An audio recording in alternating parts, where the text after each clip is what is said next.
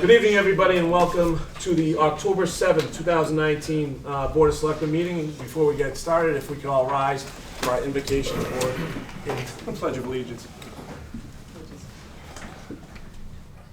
Almighty God, creator of all, we come to you this hour asking for your blessing and help as we are gathered here.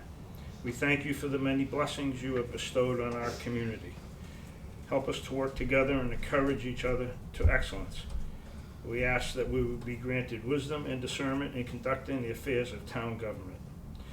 And as always, those that chose to pray with us, we each pray to you in the manner that we were taught. Amen. Amen. I pledge allegiance to the flag of the United States of America and to the republic for which it stands, one nation, under God, indivisible, with liberty and justice for all. So I want to thank everybody for coming this evening. Welcome. And to all those who are also joining us from home. So first and foremost, we got to open up a public hearing yet again. Yeah, I'll do this. I move to reopen the public hearing for SQF LLC, Tilson, request to place a new utility pole for an AT&T small wireless facility in the public right of way. Second. Okay, we have a motion to second. We need to open up the meeting, so roll call. Fire aye. Twist aye. Turning it. And Bonavita, aye. So as we reopen this, once again, we are gonna have to move this yet again to a future date. Fourth,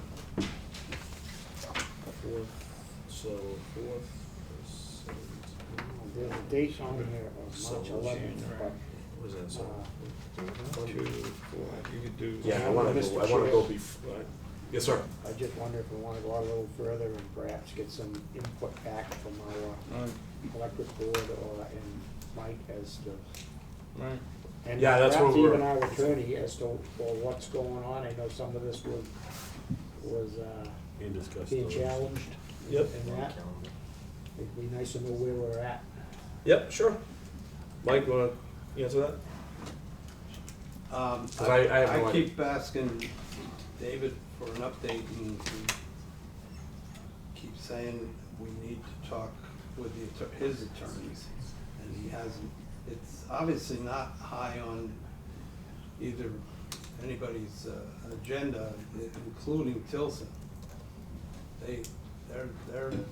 I talked to Tilson 2 weeks in a row, and they were gonna get back. And even there's a difference. David has been getting mixed messages from Tilson and AT&T. So I don't think Tilson and AT&T are on the same wavelength anymore. I think that's what is really holding it up. Is there anything, when we hold a hearing now, they know we're doing this and they don't show up. So is there anything that sort of says they're at default for not coming to the hearing? No, because we're trying to let them settle with the light department, so we basically don't have to deal with them. The light department has to come up with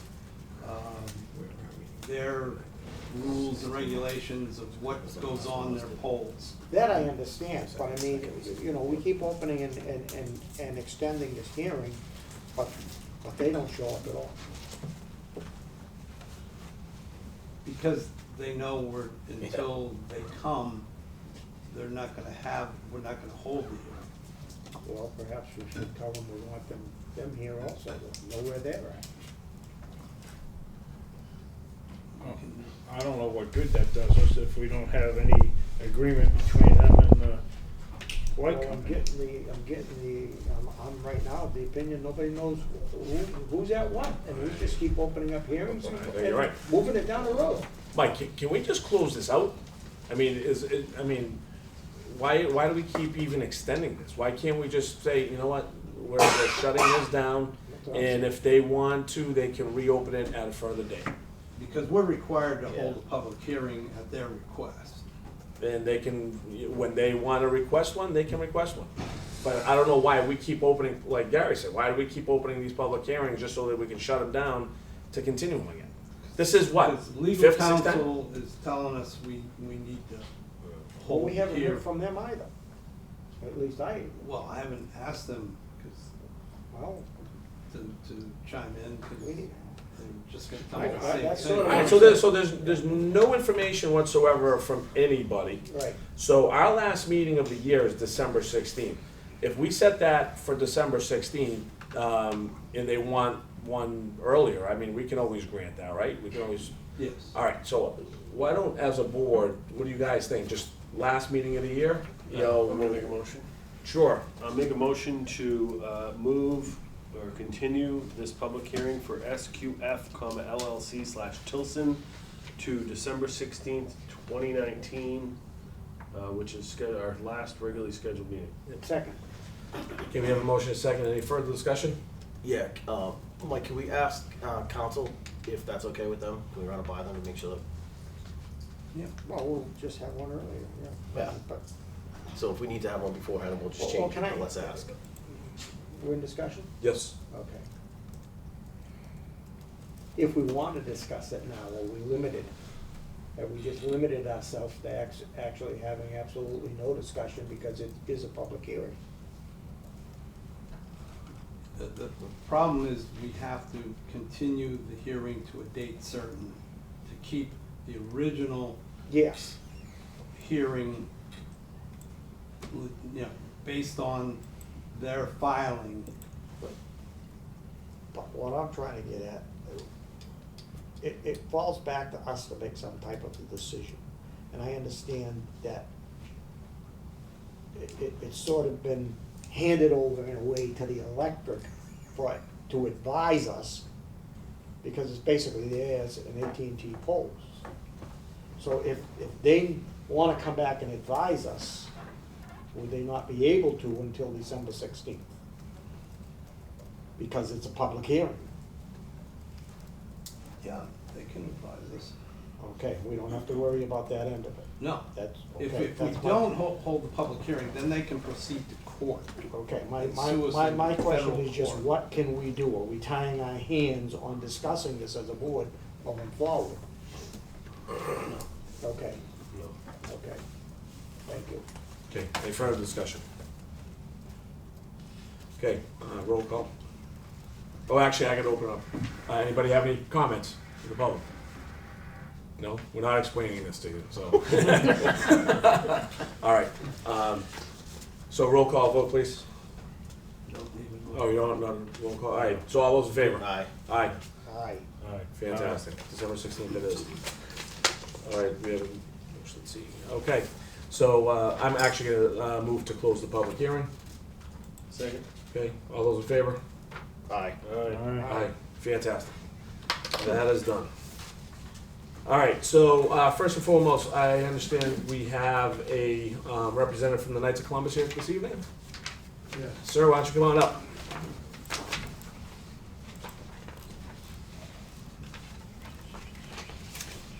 How you doing? Good, thank you. Good, good. If you could introduce yourself, name and address, please.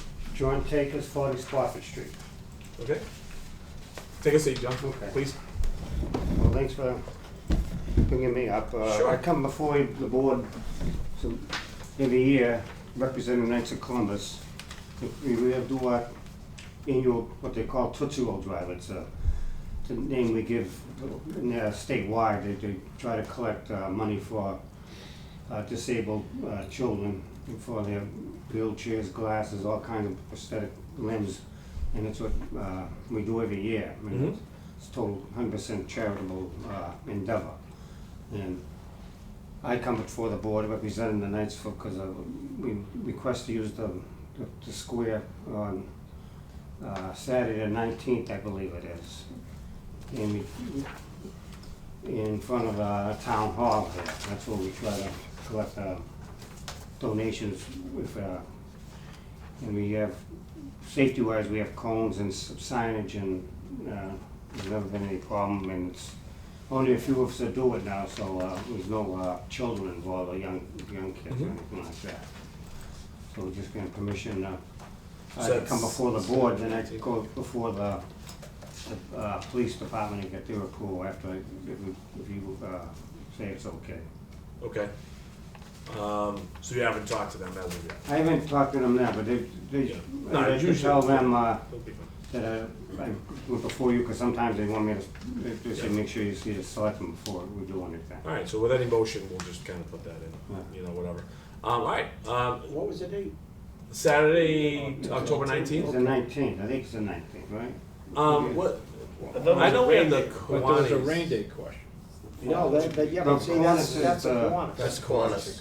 Kiwanis is the following week, I They're believe. doing it on the 26th, all right, so there's no, all right. That's, And they're requesting a rain date for that. Yeah, we'll get to okay, that. so this isn't on our warrant.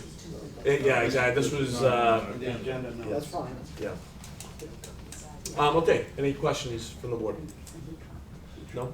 Okay, if I can hear a motion, please? Make a motion to approve the Knights of Columbus Tootsie Roll fundraiser drive for Saturday, October 19th. Second. With I'm sorry, pending approval. pending approval from Public Safety. Second. Yes. Okay, we have a motion in a second. Any other discussion? Okay, if not, all those in favor? Aye. Aye. All right. Thank you very much, sir. Okay, Good luck. thank you. Thank you. Good luck. So let's get, Kiwanis. Yeah, we'll get the Kiwanis out of the way. So if we don't want to do that. All right, so it looks like they're just looking for a rain date, so can we have a motion for that, please? Make a motion to approve a rain date of 10/27/19 for their toll on 10/26 as requested. Second. Okay, motion and a second, all those in favor? Aye. All right. Fantastic. All right, so, I know we have members of our youth community center, so if we could have some folks come up and give us an update, that'll be wonderful. You're welcome. Good evening. How you doing, Thank Michael? I am good. How are you? Good, long time no see. Indeed.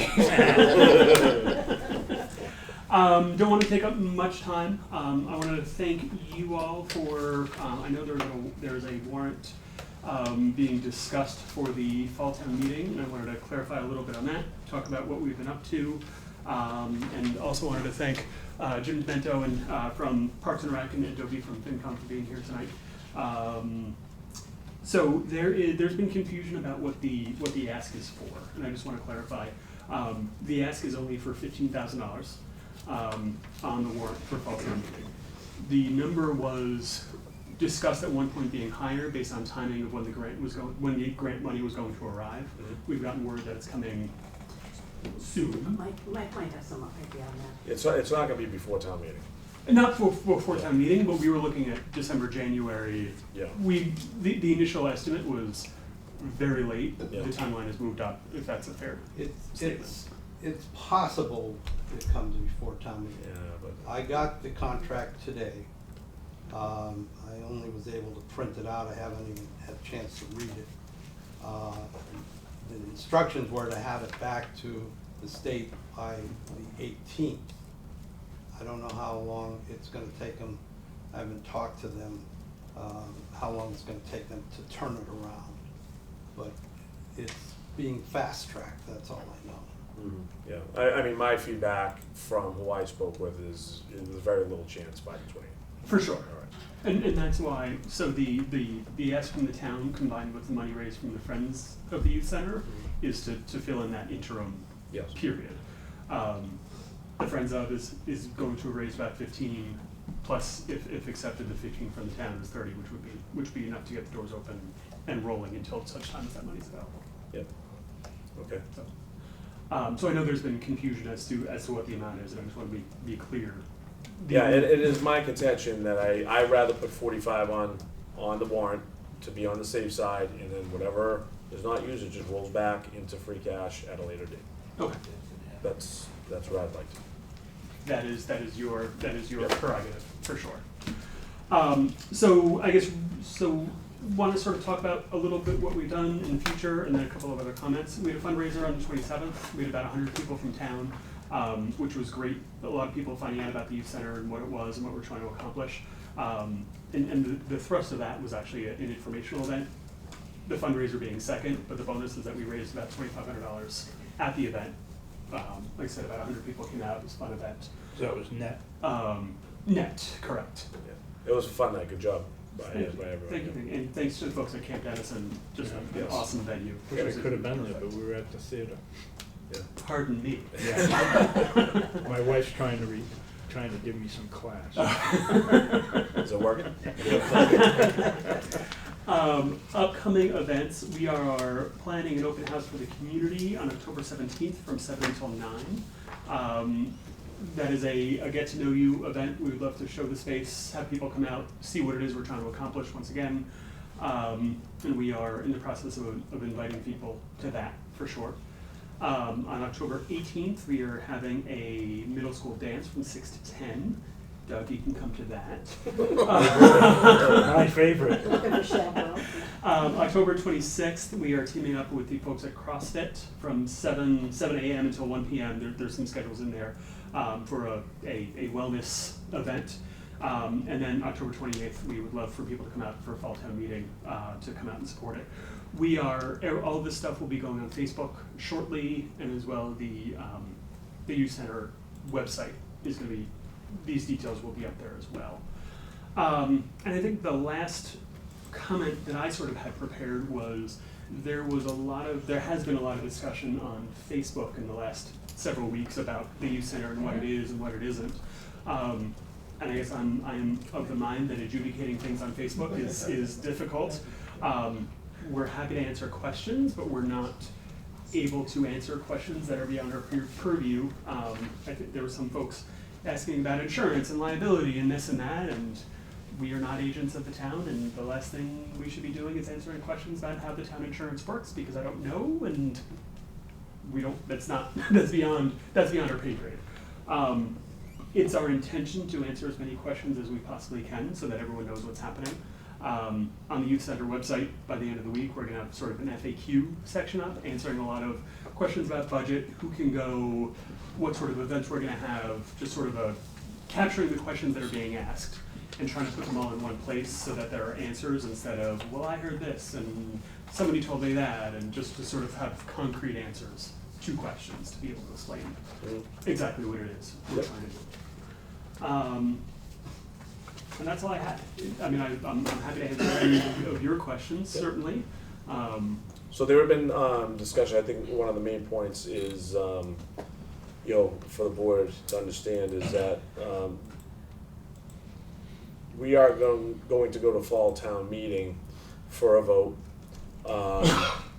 and with that, based on discussions that I've had, it looks like you're going to be part of Parks and Rec Group as a subcommittee, right, over here somewhere, just under their umbrella, right, as the Friends of, so the what's it called? Friends of the Georgetown Youth Yeah. Community Center. Yeah. I would correct you a little bit to say Okay. that the Youth Center will be under Parks and Rec. Yep. The Friends of group is an independent nonprofit.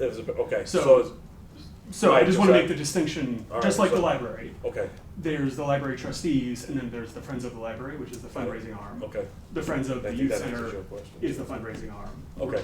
The idea is that, and we need to work out structure, but that the management of the actual center happens in the town, yeah. and we're the fundraising. So that, and I was gonna ask that, because that was a question, right, Kip, that you had, as far as the nonprofit status of that, how could that, perform under the town? For sure. So that's gonna be a separate entity off of, okay. I have no doubt that there will be crossover in terms of people, Mhm. but they will be two distinct entities. Okay. Okay. Questions from the board? Go ahead, Gary. The last I'd heard, I think it came up at Finance and Advisory, and it may have been Mike that mentioned it. It was a possibility that it was gonna be staffed by the YMCA or something, so that's what I'd like to know about. For sure. Has there been changes in the staffing plan There from when you were have been. last here? Of course. Okay. So when the state money was not coming in until who knows when, we were looking for an interim solution. because the Friends was going to be in a difficult place of hiring employees, taking on payroll, taking on all the obligations of employees without having a full year's worth of funding in order to pay them. So we were looking at the Y as sort of outsourcing all of that in terms of the HR piece, the programming piece, the running of the actual center. Since the money is coming quicker than we thought a month ago, if not 2 weeks ago, the Y is sort of off the table. It was an interim solution that we don't need to pursue anymore. Does that answer your question? Well, yes and no, because that puts us back at the last meeting, we really weren't sure what you needed going forward for staffing. So when I heard that, I didn't realize it was interim. I thought you were maybe looking at a longer term situation, but you're not, so you're not looking Correct. at that to be a long-term situation. That is our. So then I guess if we're gonna be asking the folks again for, you're asking for 15, Joe would like to see 45, how is the staffing gonna be going forward? I mean, for the current fiscal year, or for 21? this is gonna be taking you through 20, I believe. Correct. This will be So taking this you is through through the end of June this 2020. fiscal year, 2020. Correct. So we've submitted budgets to, certainly to Mike, to the finance committee. It is a draft budget by all means, and the big change of the money coming earlier has changed just the timing of that. But we've submitted a budget for that, that we'd be happy to share if it has not already been shared. No, I'm asking not so much about the budget, but as a staffing. I mean, before you weren't sure, you thought you were looking for 2 people to staff it, not quite Oh, so I'm sure sorry, about the okay. director. So Yes, okay. that's sort of where I'm going. I'm What sorry, type I of was- staffing are we? So our plan is to have and I'm gonna, don't put weight on titles for the moment, just because I know there's a title conversation with the town. We're going to have a lead program coordinator, whose job is to develop the programming for the center, to do the planning, to figure out events, to figure out what the opportunities are for the students. A part-time employee, and then to have 2 similarly part-time employees who are gonna be the hands-on in the actual center working with the children. And The so- children, they makes them sound like they're And very so young. They're- this staff will fall under the Park and Recreation, Correct, not under the Friends, correct. okay? So then, I guess, to your point, there's a lot of discussion on Facebook, and the big question is, after 2020, how are we planning to fund the employment of For sure. X number of people? For sure. So we starting for the fiscal 21 budget, it would go through the regular budget process through the finance committee. So the request from the town would go up from the 15 for fiscal 21 to run the youth center as a department in town.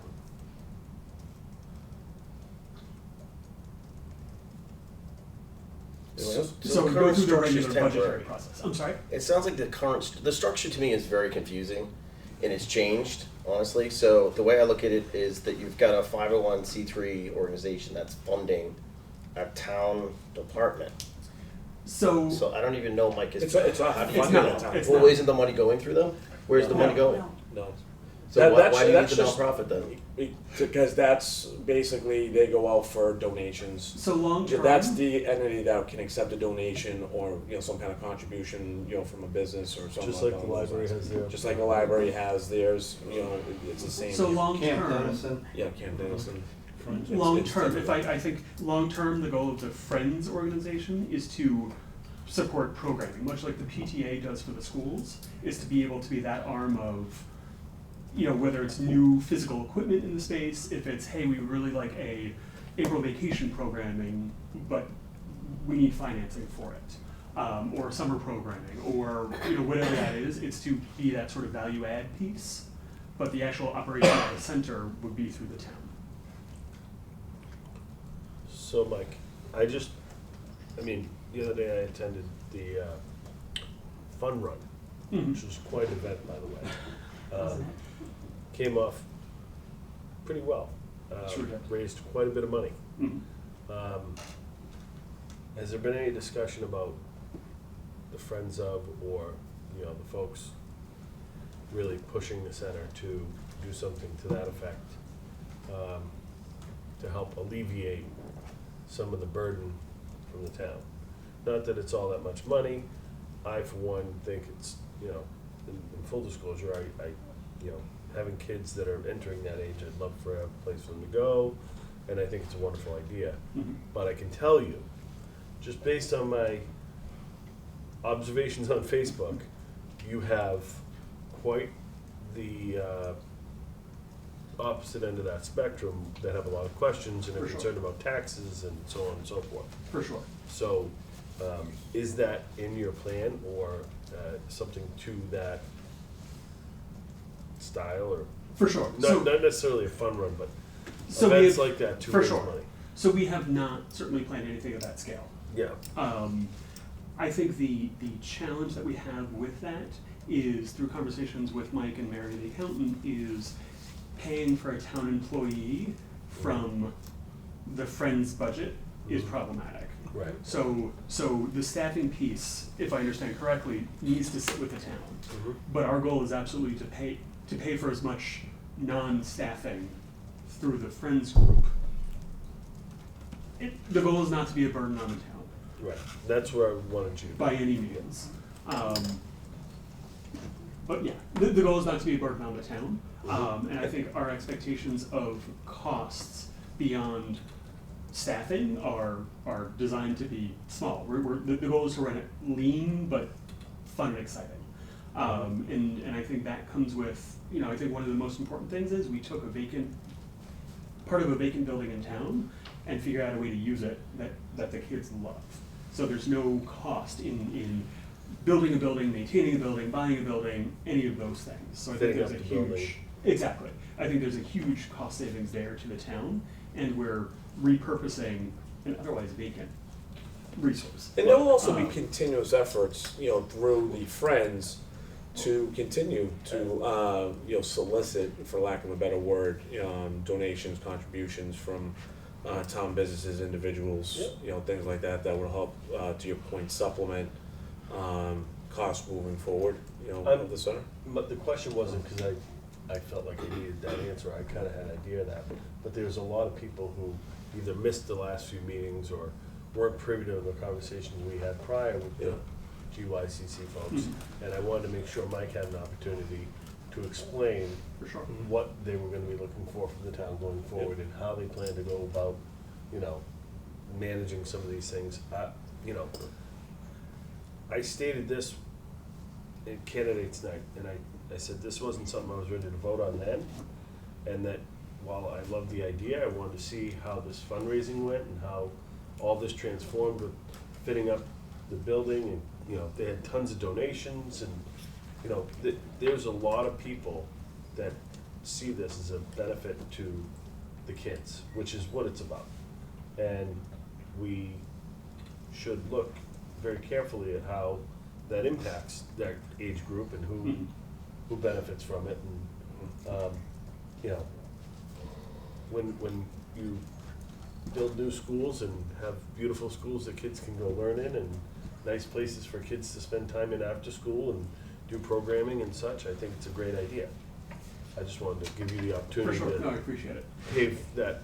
And I think and I think to your point, one of the areas that we were heartened is with barely even asking over the summer, we filled the youth center beyond full of really great things. And we're getting a phone call pretty much every week saying, what can I give?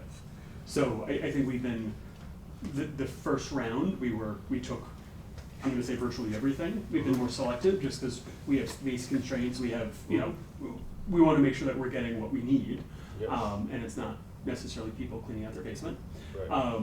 But I think what I really wanna highlight though is I can't even put a dollar on it, we got so much valuable in the sense of use equipment that really made the center, we could open the center, and we did 3 times over the summer, at no cost to anyone. And so I think the community piece has been there, and I think if we went out tomorrow and said, hey, we need a something, we have every confidence that the community would be there as well.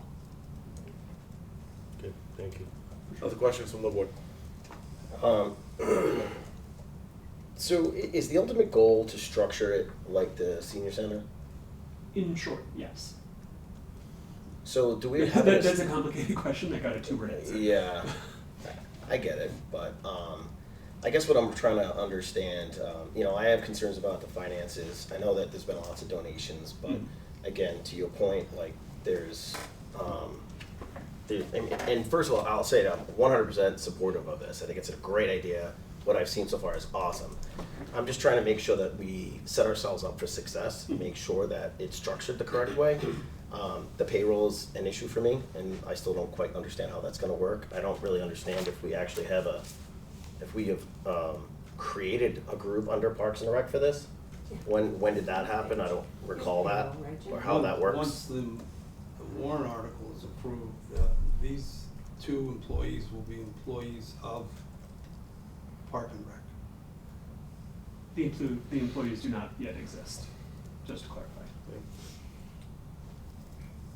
I'd like to go, we'll kick this down towards a question on that end. So about over the summer sometime, we met with Parks and Rec to talk about structure and what would make sense.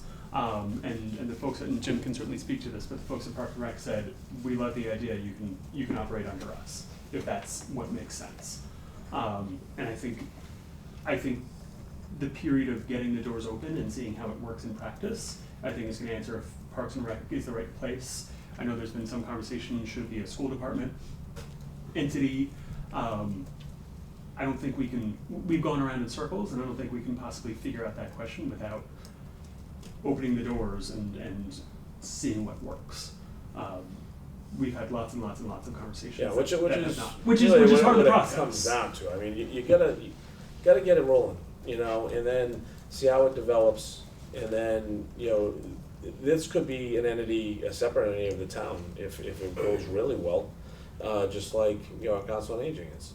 But it has to, start somewhere just like Council on Aging did, and, then it, kind of, transforms into whatever it transforms into. But for now, we simply have two, employees under a town entity, so. And our expectation, and I know you're raising your hand, Doug, our expectation, we're looking to open it Wednesday, Thursday, and Friday from 2:30 to 6, and then one Friday a month. So we're not planning to open Wait, it. back that up, you said Tuesday, Thursday, and Friday?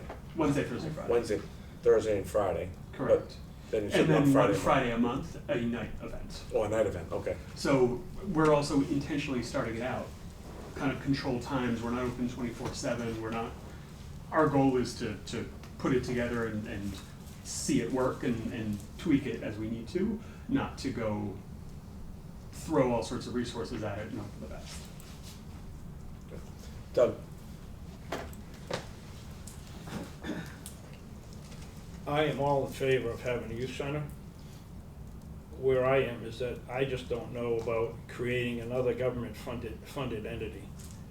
And I'm all in favor of maybe giving a hand up, but I don't know about, because I don't know how far into the future you all have created your business plan for. Is it just from now to June, or a year out, or 2 years out, or 5 years out?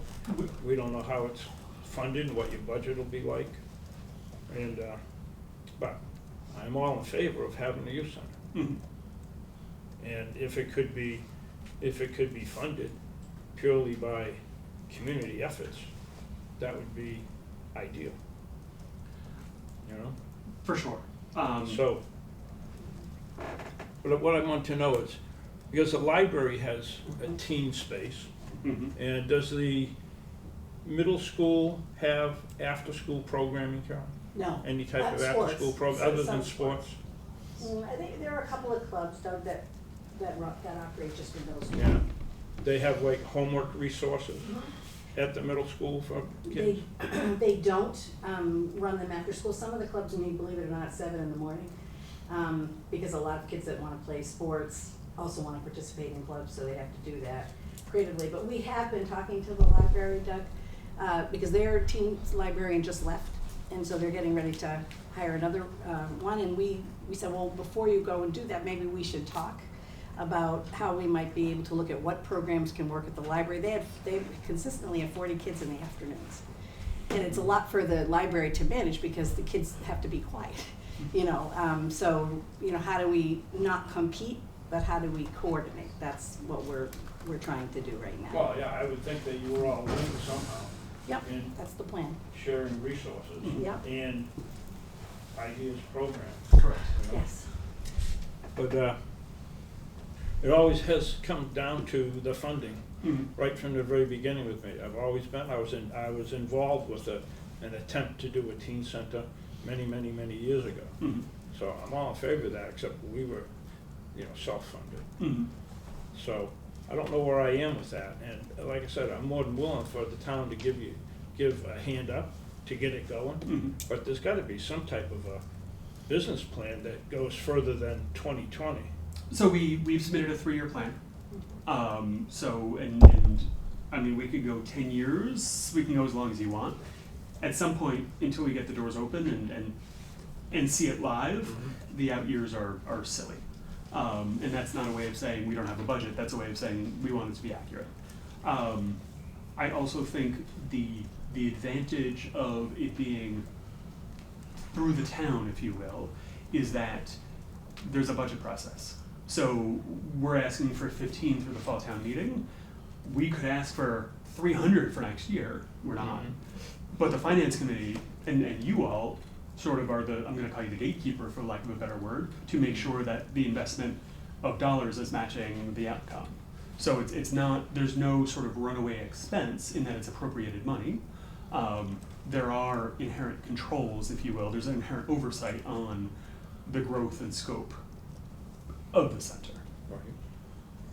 And if we say, you know, hey, it would be great to open up on Tuesday, and much like the library conversation in the last several years, it would be great to open up on Tuesday and it's gonna cost $8,000 to do it, that's a finance committee, board of selectmen, or Parks and Rec, finance committee, board of selectmen conversation to say the money is, you know, it's a good investment or not, the money is there or not, or we need to.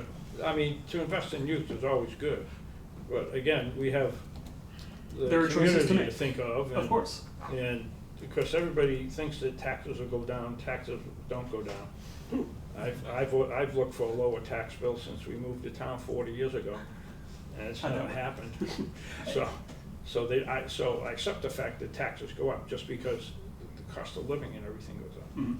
So but I'm just not certain about establishing another government entity, and that people, I don't know that the original intent was to establish a government entity, a government-funded entity, but it morphs that way, because it's just a natural tendency for people to say, well, you know, we should have this, and it's good, and we should have the town pay for it as part of our taxes.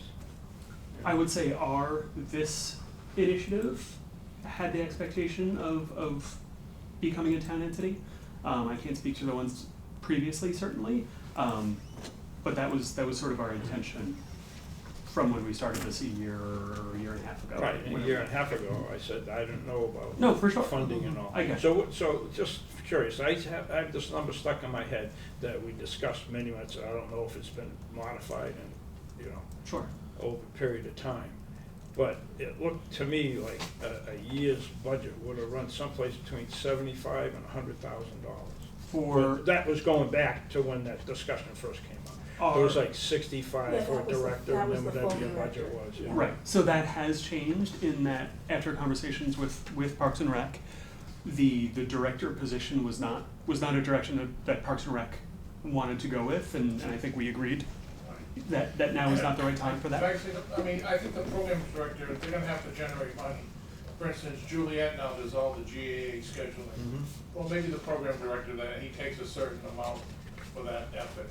The concert series is done privately now, and was not being utilized a couple of years ago because there was no one to do it. Well, maybe this program director does the concert series and takes a certain portion of that.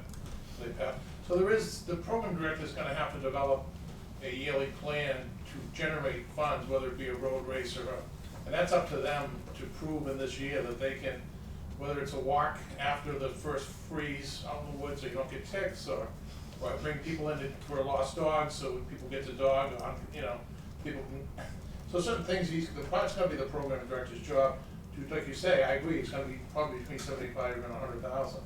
And they're gonna have to find ways to get there. But I think, like you said, there's been enough emphasis to want to get there and try this. I don't think people in the town should be led to believe this is gonna definitely work, but I think we think there's enough chance that it will work. Well, based on the initial events that you've had, it certainly appears that way. If the kids come consistently and their needs, they perceive their needs are being met. That's right. But having a program director under Parks and Rec is a lot different than having an entity with a program director being under Parks and Rec. And that's where I am. It's just, I don't know, and I don't know, it's another, whatever that number is. For I going agree. forward. Like you said, this Camp Dennison event will have to probably be twice a year or something like that. Yeah. That's a quick 5,000. I mean, they're gonna have to work on that. That's. Well, I want to remind, something that Jim just said.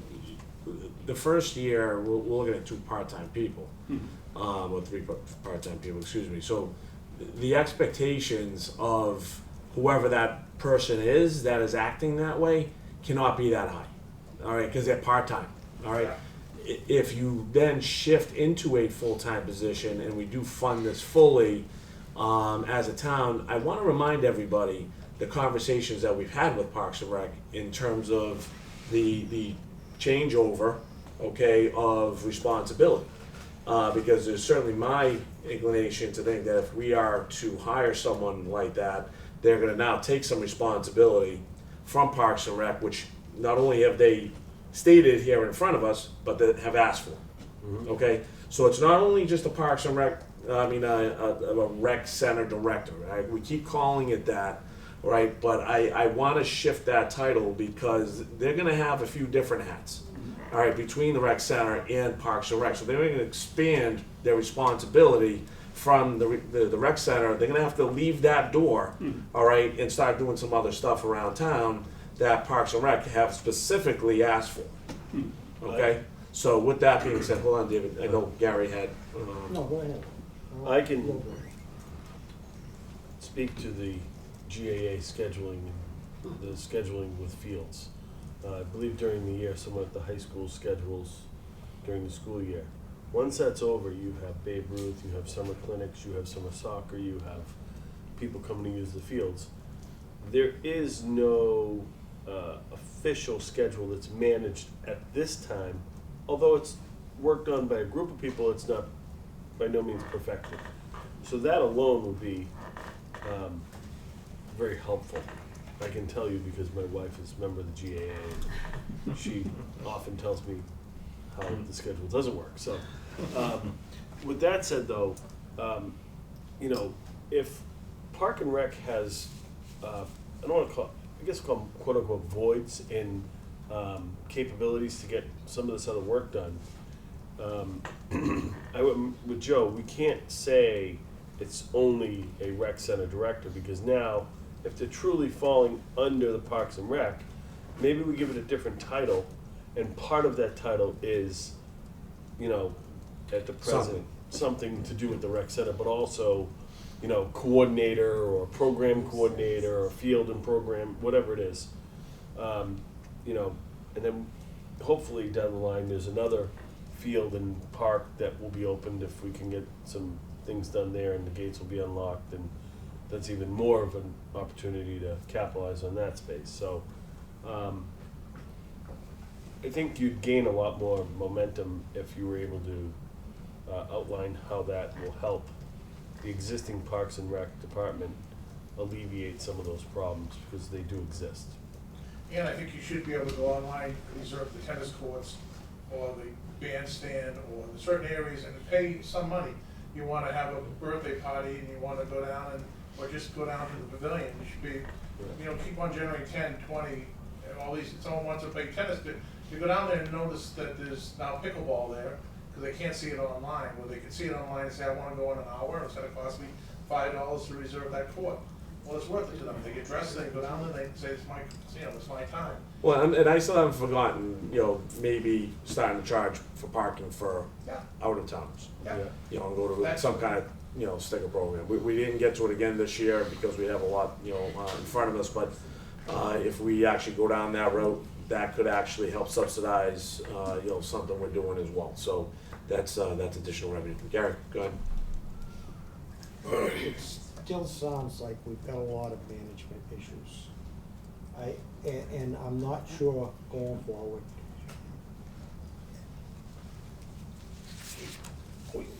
You came here, you were 2 part-time people, and they would fall under Park and Rec. And then I said, well, what about who's watching over them? Well, yeah, there might be a part-time director. Well, now, what happens if you hire this part-time director, but this part-time director, when you want to go the step further, isn't the person for that job? Well, now, do we have to pay any benefits? Can we lay off the part-time person to get the full-time person? I guess Mike, looking up, I realize he sees the question is more for him. Because that's, at the point, and the funding that you're talking about, if I can say, I think what happened at Park and Recreation was we were saying, what you're looking for right now, we really don't see as it falling within Park and Rec. And so we said, you may wanna just go and get the person that you need right now, because we don't see that person being able to do all of what we're talking about, because right now there isn't the funding for it. But then, That's- so I then a guess full-time that's the person is first gonna question. cost What a lot more happens money. if further down the road, the funding comes along for more of what you're talking about, Joe? Do we just let that person go? Do we have to pay some unemployment and things of that sort? Do we find another position? It would be minimal as a part-time Yeah. employee, Okay, okay. but yeah, you can, plus the part-timer can apply for a full-time job too. If they meet the qualifications, and if Right. we get there with the funding, yes. But I mean, this has been, I've been involved here and on Park and Rec, and although it wasn't quite as good as what Mike made it sound out like. I mean, we all agreed, yes, it fits under Park and Recreation. We write, Park and Recreation right now has a guy, Rick, what's his name? Mandala. Rick Gandala, that's been doing this sort of thing for probably 20 years or so. Yeah. Okay, Now, now, that's who it was when we were doing that teen center. yes, so, so for that, we feel that it falls under there. But we also felt like the makeup of the Park and Recreation Department right now is not the ones that should be overseeing this person. And again, I see no appointment here for Park and Recreation, and when we brought it up, we'd say, we need somebody to get involved. And, yeah, it will I got a happen. text from a Sheila that's joining the Park and Rec. Well, there's nothing here. Oh, no, she just emailed Okay, emailed the I mean, Selectmen. and town meeting, the end of the month is coming up, we got one more meeting, but, and that will be helpful. I mean, people need to get involved. I mean, we're possibly right now, I think we're down to 4 members again, we got one that's been out sick. And that's basically why I'm on there, because they couldn't have an agenda, because they only had 4 members. And now, although we said we feel this falls here, We should try for something else. it's, I don't know that we can deal with it. And now now at our last meeting of Park and Recreation, okay, Rick was there. Yeah.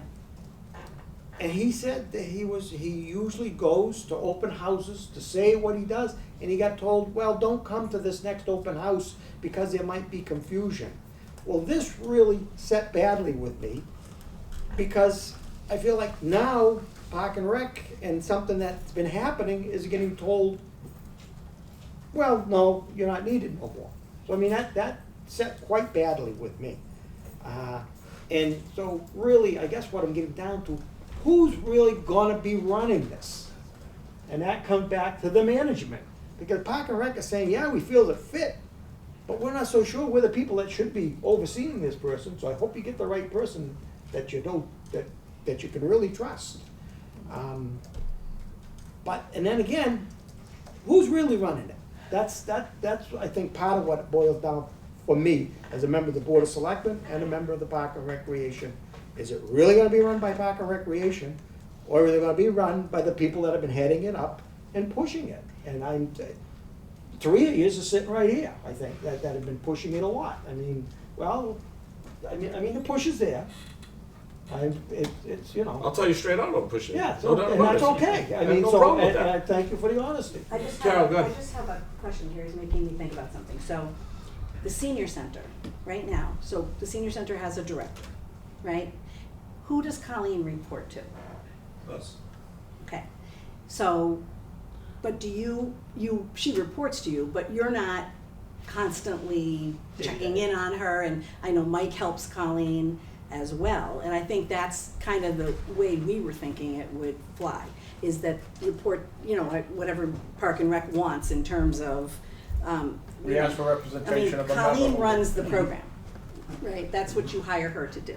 So the thought here would be that the town would hire the director, and the director would function similar to what Colleen is doing, planning the programs, making sure everything's taken care of, coming to the board and saying, these are the things that are happening. This, you know, they would take care of the payroll and all that kind of stuff, and the person would come and periodically report to you as a member of the board. So we really are trying to keep that to be a similar parallel, because that seems to be a model that works. Yep.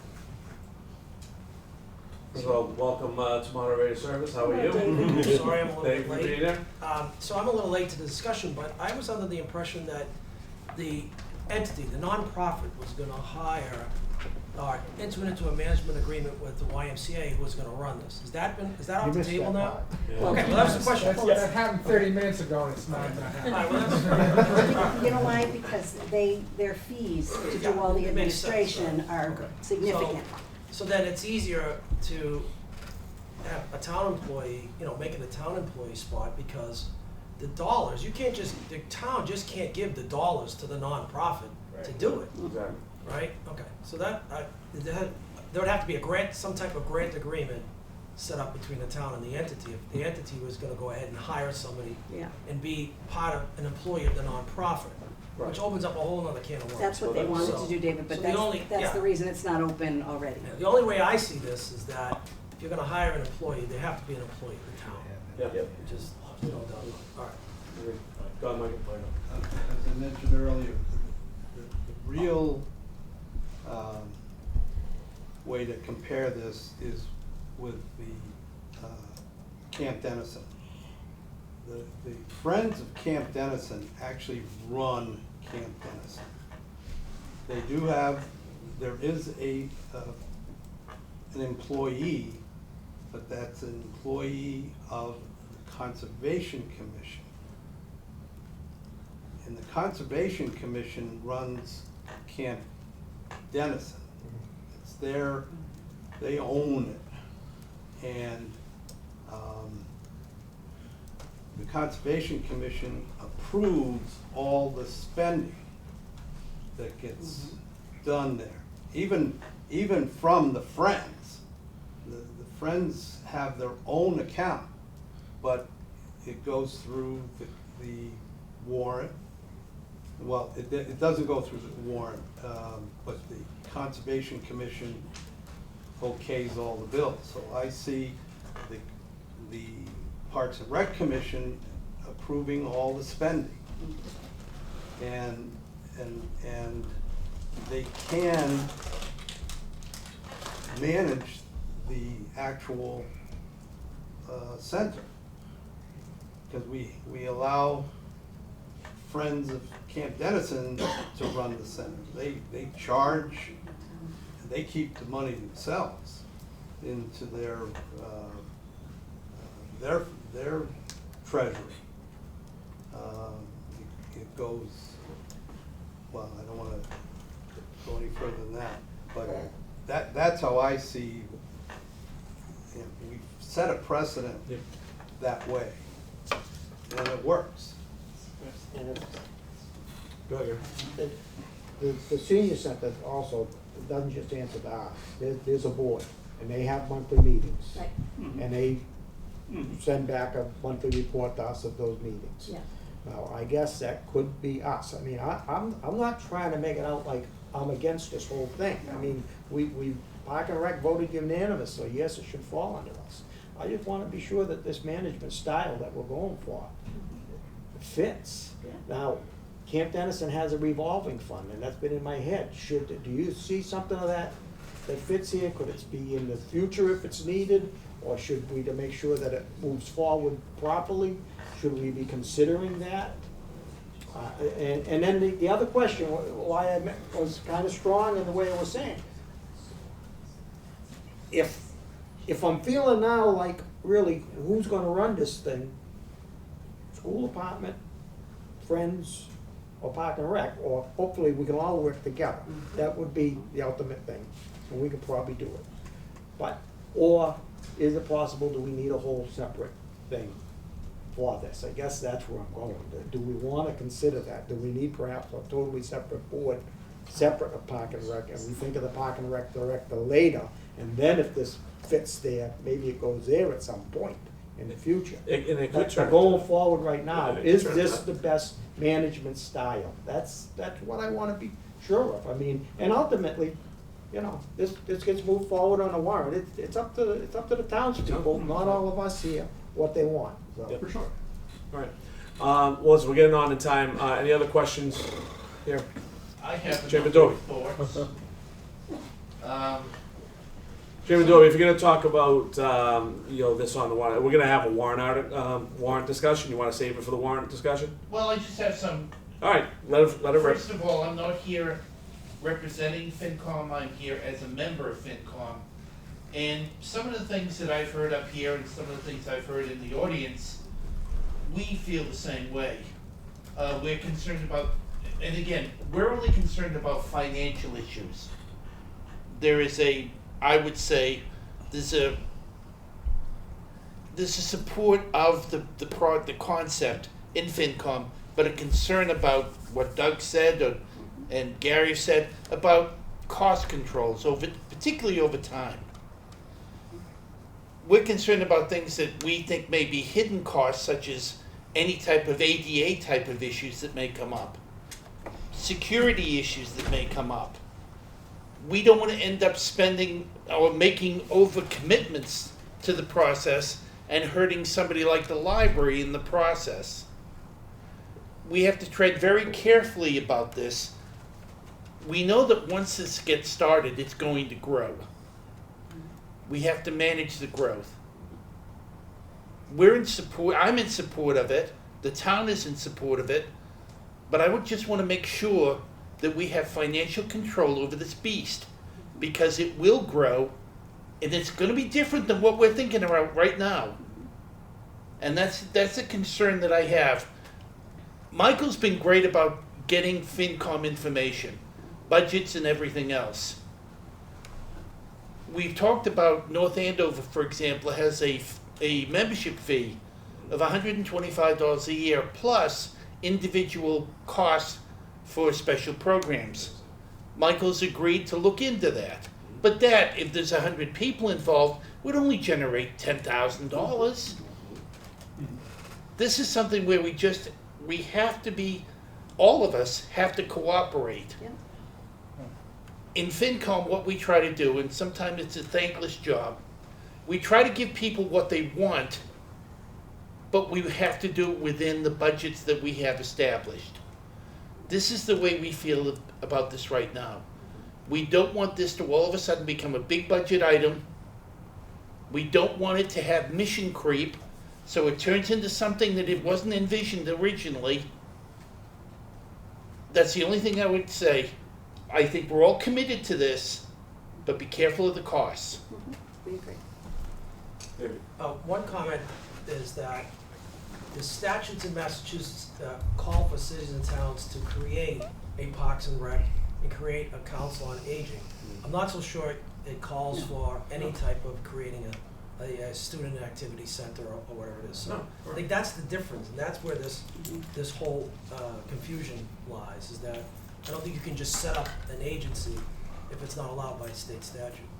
So it would have to be an ad hoc committee of the Board of Selectmen, Yeah. or within the purview of council on aging, the schools, wherever you decide, not council on aging, but Parks and Rec, all the schools.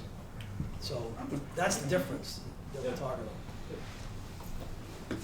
I would say, to Chairman Dovey's comment, like, we agree, and we're trying to structure it and establish the parameters of it in a way that's comfortable with everyone, certainly with the townspeople, but also with, is it a Parks and Rec opportunity, is it a school department thing, is it a Department of Youth Services? Like, I think we're supportive of whatever the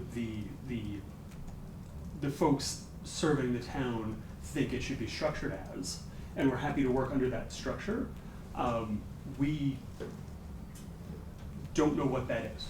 And I think we've asked that question, and I think we all have that question of what is the proper structure and the right way to do it, and we're having that conversation now. We agree, and we want to do it the right way. This is not an intent, our intention is not to kind of rush it through and open the doors and let the structure fall apart. Our goal is to do it the right way, because we don't want this to last 6 months and we get to June and everyone says, well, that was a waste. And a lot of people have spent a lot of time from a town board's perspective talking about this, but also from the volunteers for the GYCC and the students, a lot of effort's going into it. I don't think anyone, the goal is for this to last in perpetuity. That's the goal, that's a long way to go. But I think if this does fall apart in 6 months, because the structure is wrong, to Gary's point, a whole lot of people wasted a whole lot of time and energy and money, and that is not what we want, certainly. We just need, for lack of a better word, we just need an answer. Yeah, and over time, And it'll evolve, for sure. But that's a good word for it. That's the thing. You need to get it open, and then it will evolve. Then you kind of see what you got, and then you maybe see some of the deficiencies within the operation that you are going to correct, or hey, this is going great. This is kind of right on target with what we were thinking, and maybe here we are in February, March, things are going swimmingly, and now there's some thoughts about doing this, or this. For sure.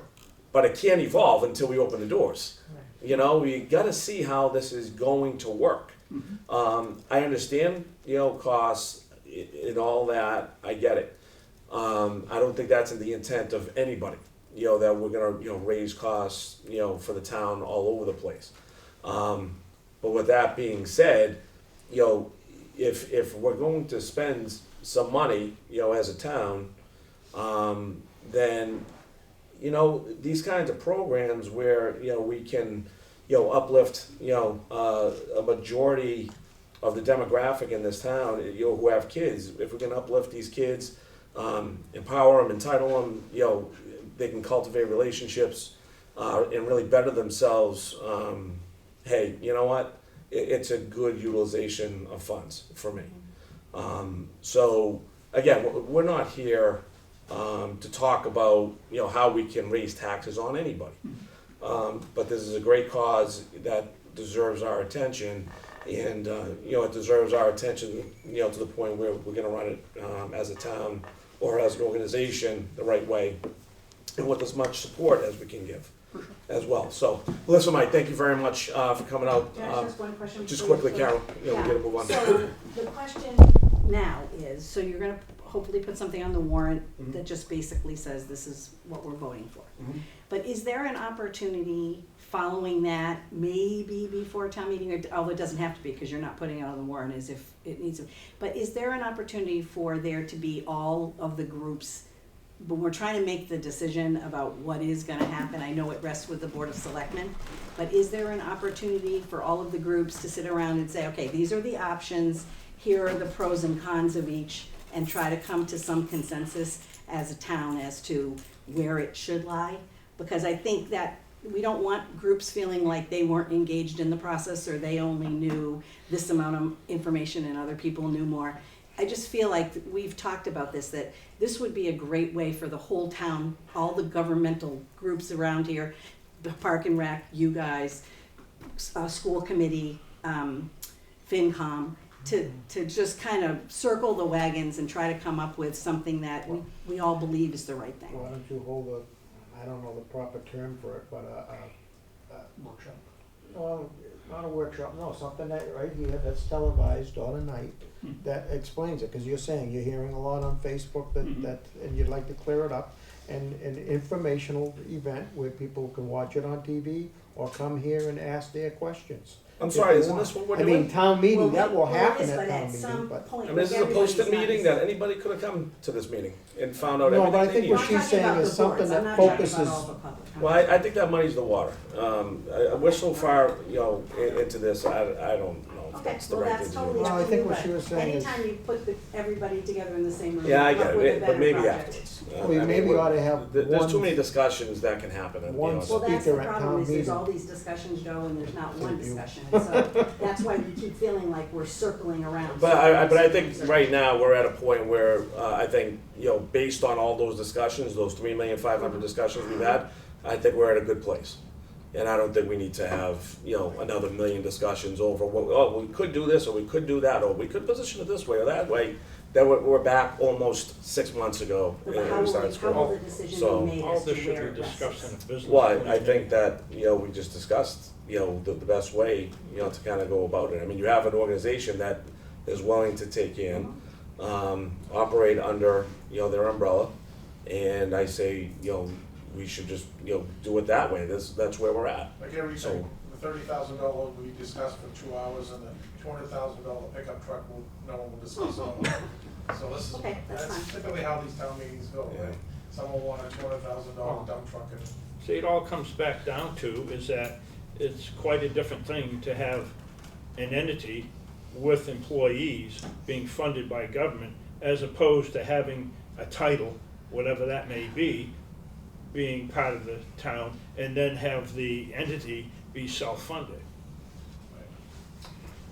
That's where we are. David, quickly, please. Just as a process thing, my suggestion would be for the Board of Selectmen to take it under advisement and craft a warrant article the way you want it and present it to the people. I think that's the way it should go. I mean, because it's either, you assign it to the school department, you assign it to Parks and Rec, or a similar setup to, what do you call it, with a revolving account, which would create another warrant article, the same way as Camp Dennison. But I think the decision rides with the Board of Selectmen. Yep. You're the ones putting the article on the warrant. Okay. Michael, thank you very much. Thank you. Appreciate the Thanks, time. Michael. Appreciate it. Good discussion. All right, so now, next on the agenda is we're gonna be talking about the warrant articles. So I know, Ed, you wanna come up? Wayne, you can come up too, if you like.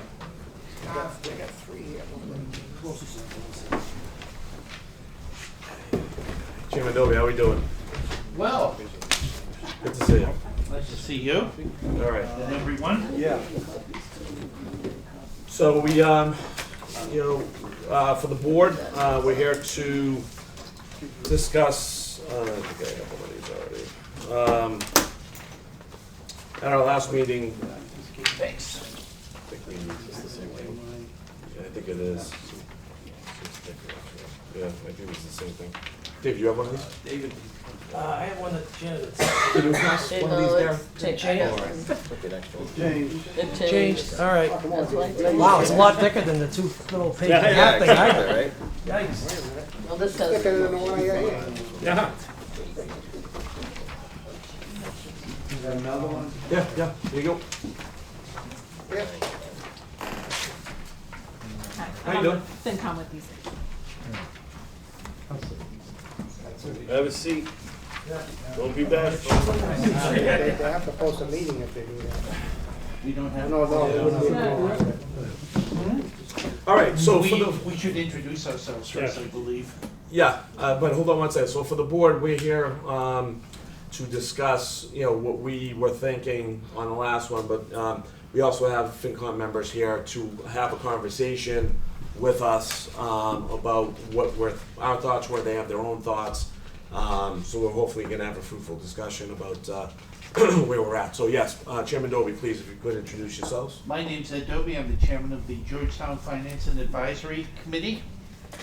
Alicia Raspa, I recently joined the Finance and Advisory Committee. How recently? The month ago, 2 months ago. Wow, you're thrown into this, huh? Sweet, all right. All right, so I think the best thing to do is just to go through the articles, just to make sure that we kind of touch upon, every one. So the first one, all right, amendments to the fiscal year 2020 operating budget.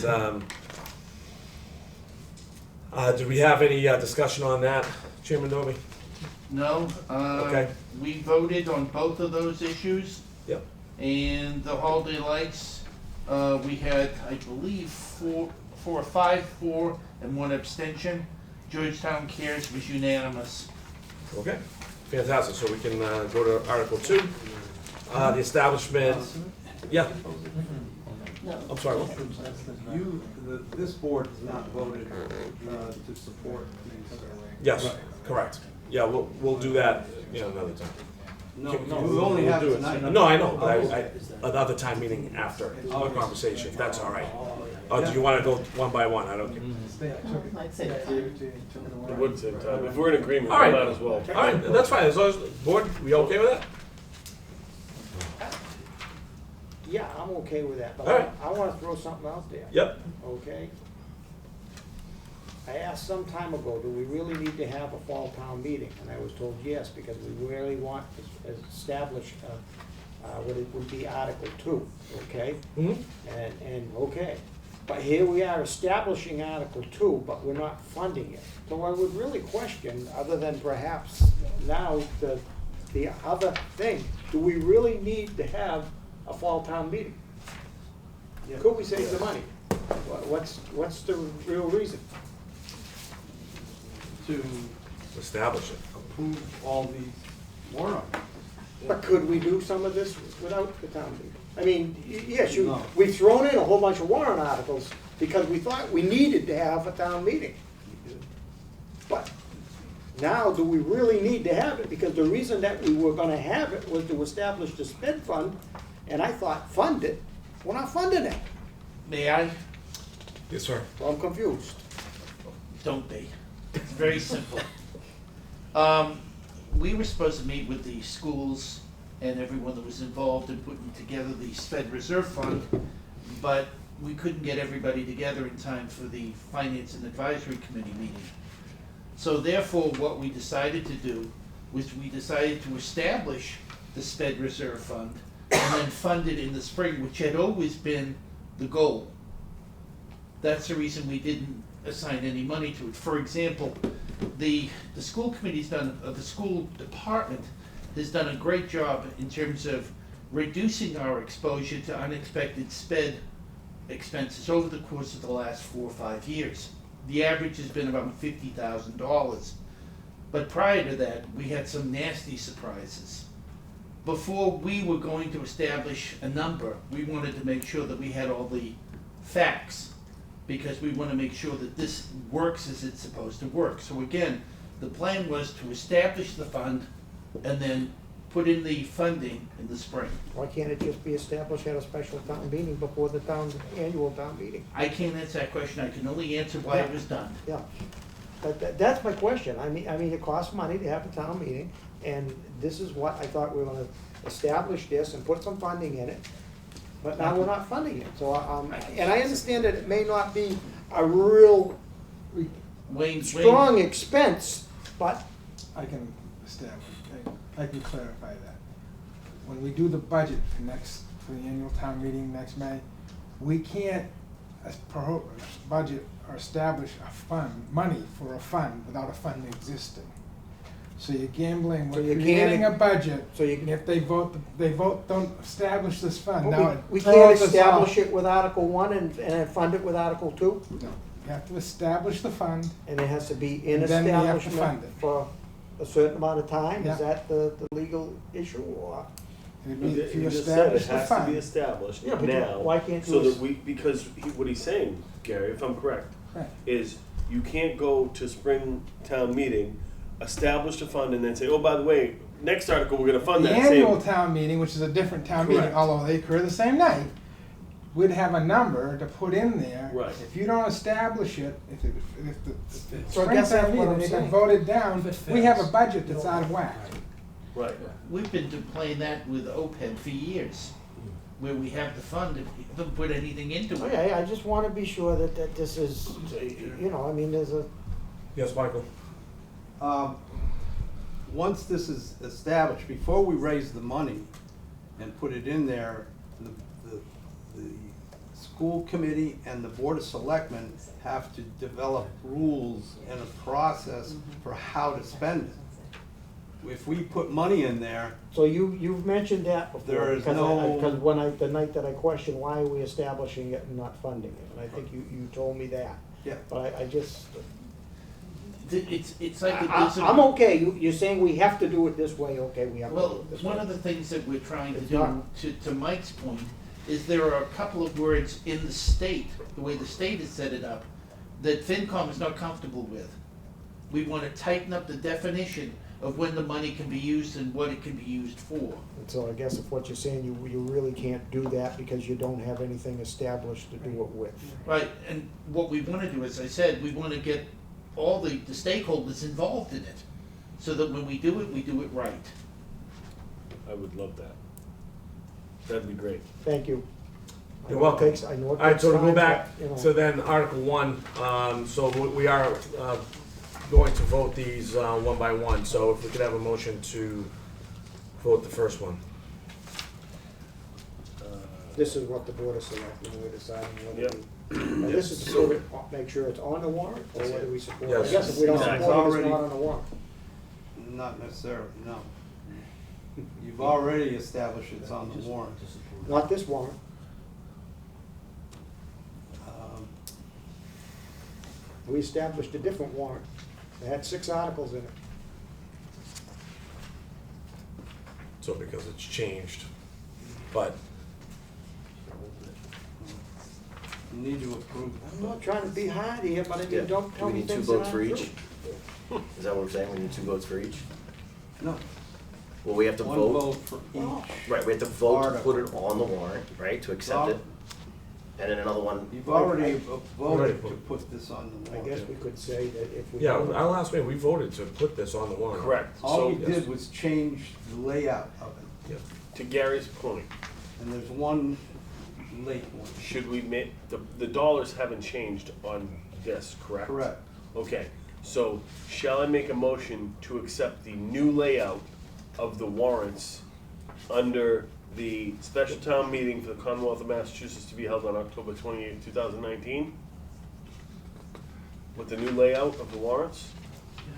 Or do we even need to do that? No, I don't believe you need to do that. Okay. By voting to support or not support, you're doing the same So if thing. we're saying if we don't support it, it's not gonna be on the warrant.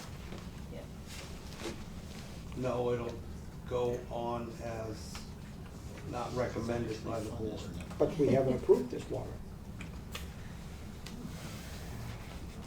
No, we haven't.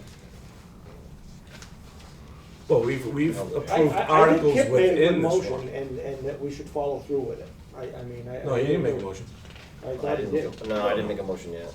I mean, I'm sorry, David made it. No, I said, should we make a motion Oh, okay. ex- Should we? outlining, et cetera, and Mike says we don't have to do I it. don't think that can hurt. Well, his point is valid. Everything in here that we discussed and agreed upon last time has not changed. Outside of one new one. Outside Outside of that one new one, which at that one, we should make a, there should be a motion to approve, to put on the warrant. And then a motion to a motion approve the to amount. approve it. Okay. Mr. Chair, if I might, David? I think you would have to vote to open the warrant again, put the new one on, and then No, we're close told the we don't warrant. do that no more, David. No? We used to do that, but we don't do it Yeah, that way no more. Opening the warrant is only necessary to allow petition warrant articles. We've gotten quick So enough. there's no placeholder for this new one that you're adding? There was never a placeholder in the first place? If someone just puts it here, now it's on there. Didn't you just hear all of that? It That's needed- the way it happens now, David. Gary, we don't need the sarcasm. Well, Cut it out. that's the way it Cut it happens, out. Mr. Chair. Well, Cut it out. I- We're doing what we have to do. I just caution you that it could be challenged, that's the only thing that I would say.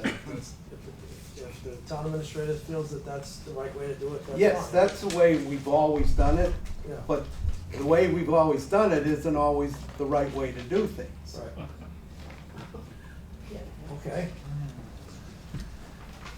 So, but Mike, it can't hurt to do it No, that way, right? No, do, I was gonna say to whatever you appease want. some people, you know, Well, then by that's me, fine. Just a suggestion, Mr. Chairman, that's all, just don't want to see. whatever makes you comfortable. Go ahead, David, make the motion. I make a motion to accept the town warrant for the special town meeting for Commonwealth of Massachusetts, Georgetown, Mass, October 28, 2019, as outlined in our packet here. No, there's one thing With more. the, Oh, yes, I'm counting them. There, give me 1 second here. Yeah. 10 articles outlined.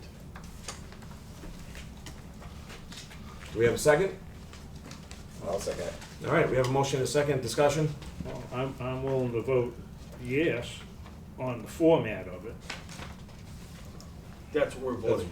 I'm just establishing. Yep, we still have to go through individually and Yep. address each one of these, to be clear. Do we have any discussion? Okay, all those in favor? Aye. All right, so now we can go to all the articles. Do I have a motion for Article 1? Yes, I move to amend the vote taken under Article 2 of the 2019 annual meeting warrant for the purpose of adjusting the following line items in the fiscal year 2020 budget as follows. Selectmen holiday lights, an increase of $1,000, and Georgetown Cares, an increase of $22,2615. Second. Well, I think you need to read And as funding therefore, transfer the sum of $3,226.15 from free cash. Well, all you're doing is voting whether to approve, to support Article 1. That's the Okay. motion. I move to support Article 1. I move Which is to everything. support Article 1, adjustments to the fiscal year 2020 operating budget. Second. All right, we have a motion and a second, discussion. All those in favor? Aye. All right. All right, so Chairman Dobie, we're on Article 2 to establish a sped fund. So what else can you add on this that you want to throw out there to the board? We're in support of it, Okay? and it was unanimous to recommend approval. Yep. And we, as I said before, we're gonna fund it at the spring town meeting, Okay. or the annual town meeting.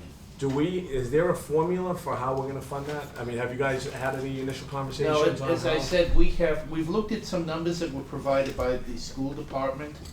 And those numbers, if you go back 5 years, Yep. the averages or the median that is spent every year is a lot different than it was the previous 5 years. Mhm. We have, as I said, the last 5 years been around $50,000. Carol came to us a number of years ago, and I think most of us were around at the time. And what she proposed was taking more of the sped type activities within the school department. So as a result of that, we've seen the costs go down in terms of the unexpected or unanticipated costs go down. Mhm. But at FinCom, we still don't feel that without the input of the school department, we cannot attach a number to that in order to recommend it. The Okay. school department has to work with us, we have to sit down, look at the same numbers and come to the same conclusions. Okay. Carol, I know you had a comment that you wanted to make, is that? Mike said exactly Oh, what okay. I I was thought hoping you were was ready going to- to be said. Okay. Thank you, John. So we're looking to put this in place and then fund it at Springtown meeting.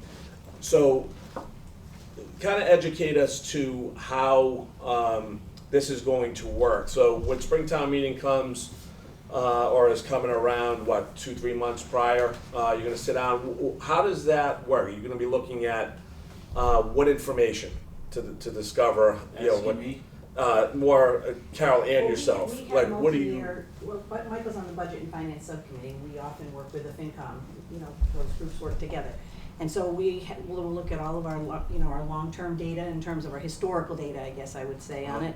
Ed's got a lot of that information we provided to the FinCom. And I think, to Mike's point, after you establish this, then we all need to sit down and we need to agree on what our memorandum of understanding will be about how it will work. And then in that discussion, we will talk about how much money, what is the money that we need. We can, what we do know is we can raise up to, what percentage, 2% of net school spending, which is about $350,000, Mike. That's the maximum. But we need to talk about how do you get the money out, who puts the money in, what are all the logistics, what can the money be used for? Is it just for special ed tuition and transportation that was unbudgeted? Those are the conversations that we'll have next. When do you find out who's coming off of, if I may call it the list of cases that we have? When do you find that information out to make a, say, educated determination of what the needs are for the following year? Well, we have a spreadsheet, Joe, that basically lists every one of our students. Right, currently. And the year that they will, Come off of the list. Come off the list. But then when do you find out? I guess how often do you find who's coming onto the list? We review that list. Is it a monthly at least thing, or is it- quarterly, with the special ed directors constantly meeting with the business manager. Okay. We know that information when we build the budget, because remember, we don't build extra in, we build exactly what we know. So we know that. So we could say, okay, we know that in the year 2024, there are 5 kids that are gonna either age out or graduate. Okay. So we have that list out probably 8 to 10 years. Yeah. And on the flip All of the current kids we have that information. And on the flip side, that family could come in Sure. tomorrow, That's what we That's can. right, and you have no But idea. we add those Yeah. people in, Kip, so Yeah. that they just keep getting added to the master list, and then we go. But we look at special ed costs 3 years out. That's where we start. We look at it in 3-year increments, but we do know which kids would arguably come off the ranks far out from 3 years. And so there's no formula that, say, FinCom is looking at, in terms of funding this? It's Nothing going no, it's based on, as Carol said, historical data, Okay. and whatever information they have in terms of if there's a potential for another student going into the program. But there again, that's what the sped stabilization fund is all about. Sure. We cannot predict certain things. Okay. Done. I'd just like to say that I think this is a good idea.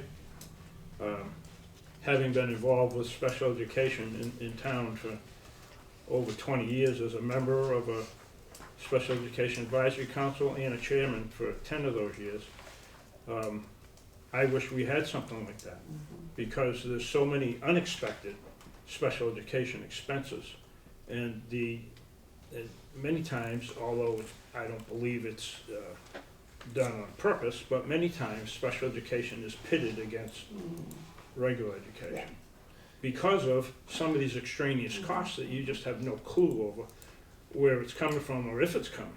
So I just want to say that I think this is a tremendous idea, and I hope that we can come to a good number to fund that with for things like transportation. Right. To be honest with out of you, district. though, what this has been is a process.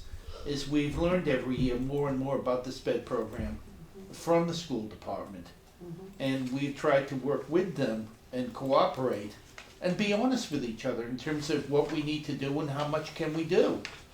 And I have to say that the relationship between FinCom and the school department is as good as I've ever seen it.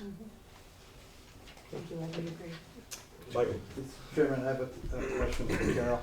Carol, has the school committee voted to support this warrant article? We have not. We have not Formally formally voted. but they have a meeting. Yeah, we're meeting on Thursday. We're meeting on Thursday, and I actually put this in. Yeah. Okay, because that's necessary. Yeah, we'll take care of it. We're posting the warrant on Thursday. You are. Yeah.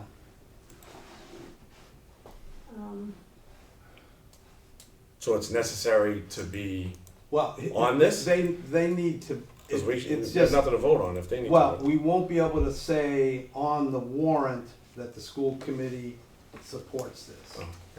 Oh, They can, I would be happy to say from the. Yeah. yeah, they would have to Yeah. Michael make can- sure they announce that at the meeting. Okay. Yeah, we can easily do that. But we are gonna vote on it on Thursday. Okay. Other comments? Yep. Anybody else? No. Okay. We could get a motion? Okay, I'd like to make a motion to, I think we just, to approve Article 2, to establish a sped reserve fund. To support. To support.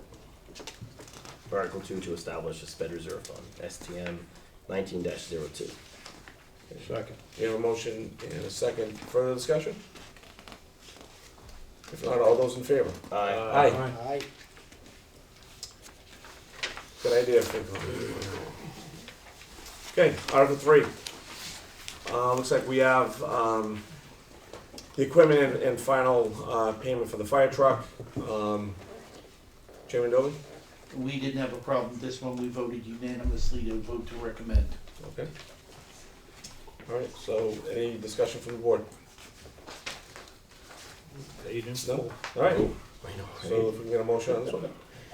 Make a motion to support Article 3, equipment and final payment of the fire truck, STM 19-08. Second. Okay, we have a motion and a second, and that's to support.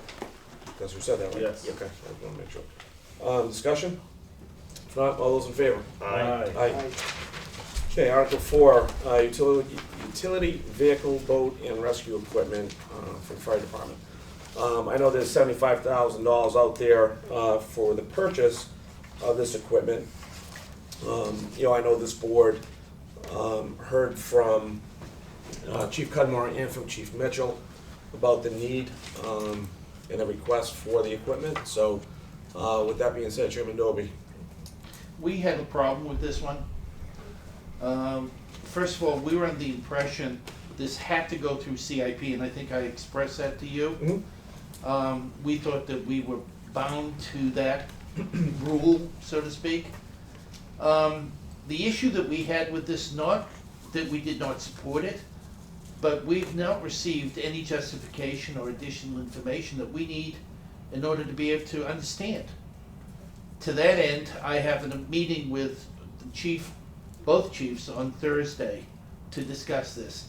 And there has been some talk that, from the police chief, Chief Cudmore, that he may not need initially the pickup truck.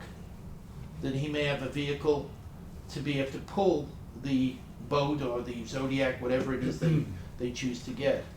Again, we are not in a position where we're saying no. We were gonna pass it over until the night of the fall town meeting in order to make sure that we had enough information to make that decision. Right. Okay. So for the board, so the $75,000 ask is for all this equipment. I think the problem here and the challenge is that to go to CIP, which is in what, November? December? I'm not. Yeah, something like that. In November, yeah. Yeah, so obviously we're. Before the budget process starts. Yeah, but, you know, they couldn't get anything on for the fall town meeting. So, with that being said, I think the real ask, as Chairman Doby had mentioned, I think the vehicle, I had a similar conversation with Chief Cudmore, and in all honesty, I did not have a conversation with Chief Mitchell today, but I think the real ask here is for the boat, all right, because the vehicle, there's something there already that is, you know, that can be utilized, right? The boat is another story, all right? We're talking about public safety, you know, with a boat that is a non-functional piece of equipment right now, right? So if we ever had a situation, and by the way, last year's situation where we did utilize that boat was in late November, okay? So we can argue that we're going into the winter, what do we need a boat for, right? But that's the answer, right? We're already seeing some warmer temperatures here. If we need a boat, we can't explain to a child's family that might be on the lake that, hey, you know, we can't have a boat because CIP couldn't vote it, right? So I think that what I'd like to recommend, Chairman Doby, is that we look at the boat. I think that is the real need here, as opposed to the, Well, we need a the trailer. vehicle. Yeah. Well, even that, I'm not sure that, Donnie doesn't have something. Well, to be perfectly honest with you, you know, we do not shy away from paying for things that, improve public safety. And I'm not gonna tell you that I'm only going to consider the boat at this time. I'm gonna speak to both of the chiefs, and if they can justify it, then I'll go to FinCom and we'll have that conversation to see what FinCom says. Mike, what kind of time do we have, enough time to change everything? I just wanna make sure we don't miss the boat. Don't miss the time frame to, get this boat on.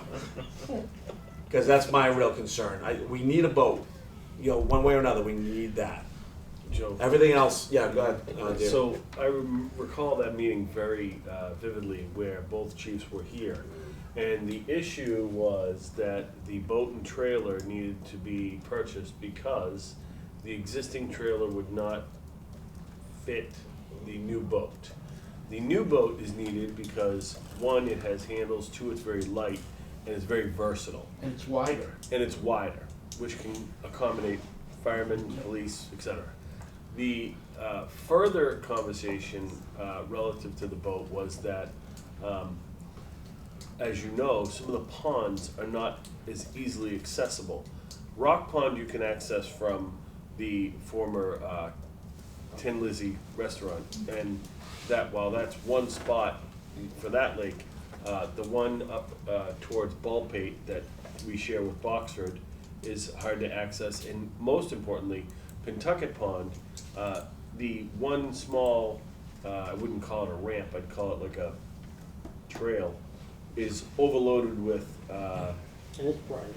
and that's private, it's overloaded with weeds and algae and whatnot, and it's hard to get a heavy boat through that and Right. do what you need to do. And we are aware of that. Yeah. The question that I would ask is it possible to split out the vehicle from the boat and the trailer? I think they gave us a number, I think the truck was what? We were under the impression it was close to $50,000. Yeah, that's what I think too, it was like 50 to 55,000. And then the remainder was for the boat, trailer, motor, all the stuff that came with it. And therein lies our equipment. Oh, I'm sorry. The problem we had was justifying a $55,000 or a $50,000 pickup truck, Right, when we know we're dealing with something that's much lighter.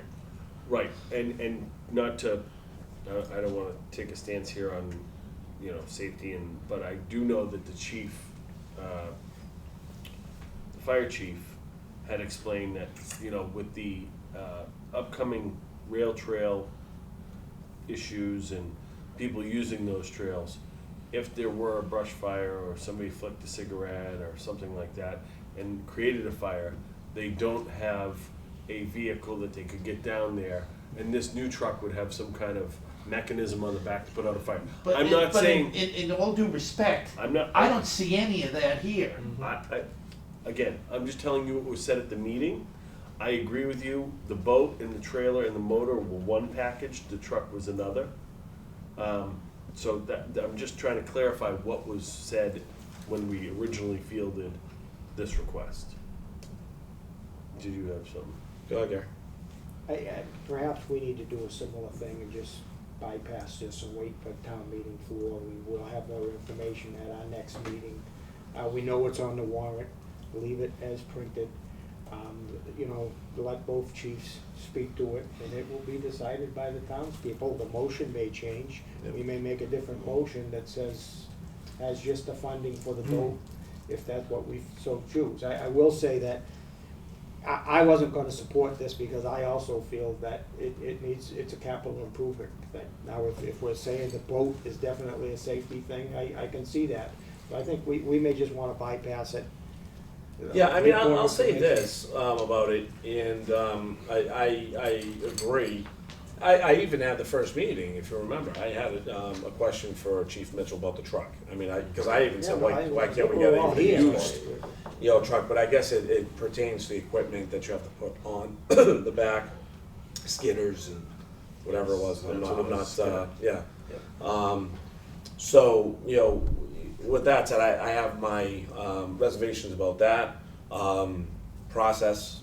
I know, it being a capital improvement, that might be something that they do want. That's why I say with capital improvement, they can go in November and maybe buy that vehicle with the feedback that Chief Cudmore gave us, right? And then maybe have the boat stand alone, which, I guess can happen, on town floor if we decide that, but we just need the numbers, I guess. So, Yeah, I, to your point, if it were presented the way you presented it, then we'd be talking about this differently. But that's the problem when you get these requests and you're given next to no information to justify it. Wayne, go ahead. Could the CIP meet between now and town meeting and make a recommendation from the floor? Well, they don't have the funding. No, they don't have any funding, but they have to make a recommendation, because CIP Okay. was established through a town meeting vote years ago. They don't fund it, they just recommend. Well, there is a fund, They just but recommend. this isn't under it, yeah. So it sounds like we have a lot of different, moving parts here. So, what do we, I'd bypass it. I hate to say this, but, I don't wanna take it off. And No. I tend to agree with Gary, if you bypass, you could leave it on there, and if it come, and if they do provide information this Thursday that makes, Chairman Doby go back and say, all right, here's the skinny on this. This is what they're really looking for, how do we feel? They can cast a, vote in whatever direction they feel is appropriate, and then at least we can come back and the chiefs can speak to, what they need at, special town meeting. Jim, you okay with it? Yeah, I just don't really understand the CIP thing. Is it really required? I mean, do we need to It's do not, that? it's not a bylaw, it's, kind of, Mike, how would we put this? It used to be a bylaw. Yeah, it used to be a bylaw, That you couldn't take up any capital spending unless it was reviewed, it appeared in the CIP report. The CIP report goes to the finance committee. That was amended to take out the report, because one year we forgot to do a report. They met, and but there was no report, so we had to change the thing on the fly so we could buy some equipment. But it's a best, right now, it's a best practice. Yeah. Okay. No, I would not support taking it off. I'm actually in support of this one. So Yep. if we can meet right beforehand and do something on the floor. That's All right, let's hear a motion then. I can make a motion to support Article 4, utility vehicle, boat, and rescue equipment, fire department, STM 19-0. Second. You're voting to support it or Yeah, bypass it? I don't know. How does that work? I don't think we need any action on it, just Okay. leave it there. Because if he puts that up, it's gonna be on there, I'm voting no on it at this point. And I don't know how the rest of the board is, so. So we don't vote on it, it just stays? Yeah, yeah. Yeah, we without a recommendation. We'll recommend. You from can the- make a recommendation That will- on the But what floor. is your We'll motion? recommend from the floor, was that your motion? It is now. Second. There you go. Clarified, perfect. Okay. All right, so just to clarify, why don't you clarify for us? So, I make a motion To recommend To- from the floor. what's that? To recommend from the floor, correct? I thought you said number 4. No. To recommend from the floor, Article 4, utility vehicle, boat, and rescue. You recommend or not from the floor. You're just saying, you're going to recommend Recommend it or not. on the floor. That's We, why I the wanted to make sure. recommendation could be yes or it could To be no. make a Yeah. recommendation on the floor. Okay, make a motion to recommend or not from the floor, Article 4, utility vehicle, boat, and rescue equipment. I seconded that. All right. So that was the clarification. So we have a motion and a second. Any further discussion? Okay, if not, all those in favor? Aye. Aye. Do that. All right, let's have some fun. Let's spend some money. All right, Article 5. Checkbook. Ding, ding, ding. All right, so we have the stabilization fund. The Board of Selectmen had initially come out where we want to make an aggressive distribution into the stabilization fund, thinking that, we are, certainly behind on it. We wanted to make an impact now that we did have a fair amount of funds in there, so we did talk about putting $300,000 into that stabilization fund. FinCom, I know, had, a much different attitude about it, so Chairman Dobie, why don't you give us some feedback as to what FinCom's thinking here? Our attitude's exactly the same as yours. The amount's just Yeah. different. We want to do this. Originally, we looked at a number of $150,000, and I think that's where we stay. We're concerned about the snow and ice. Last year, we were lucky in terms of the weather, but there have been many times when we've gone in excess of $300,000 on snow and ice.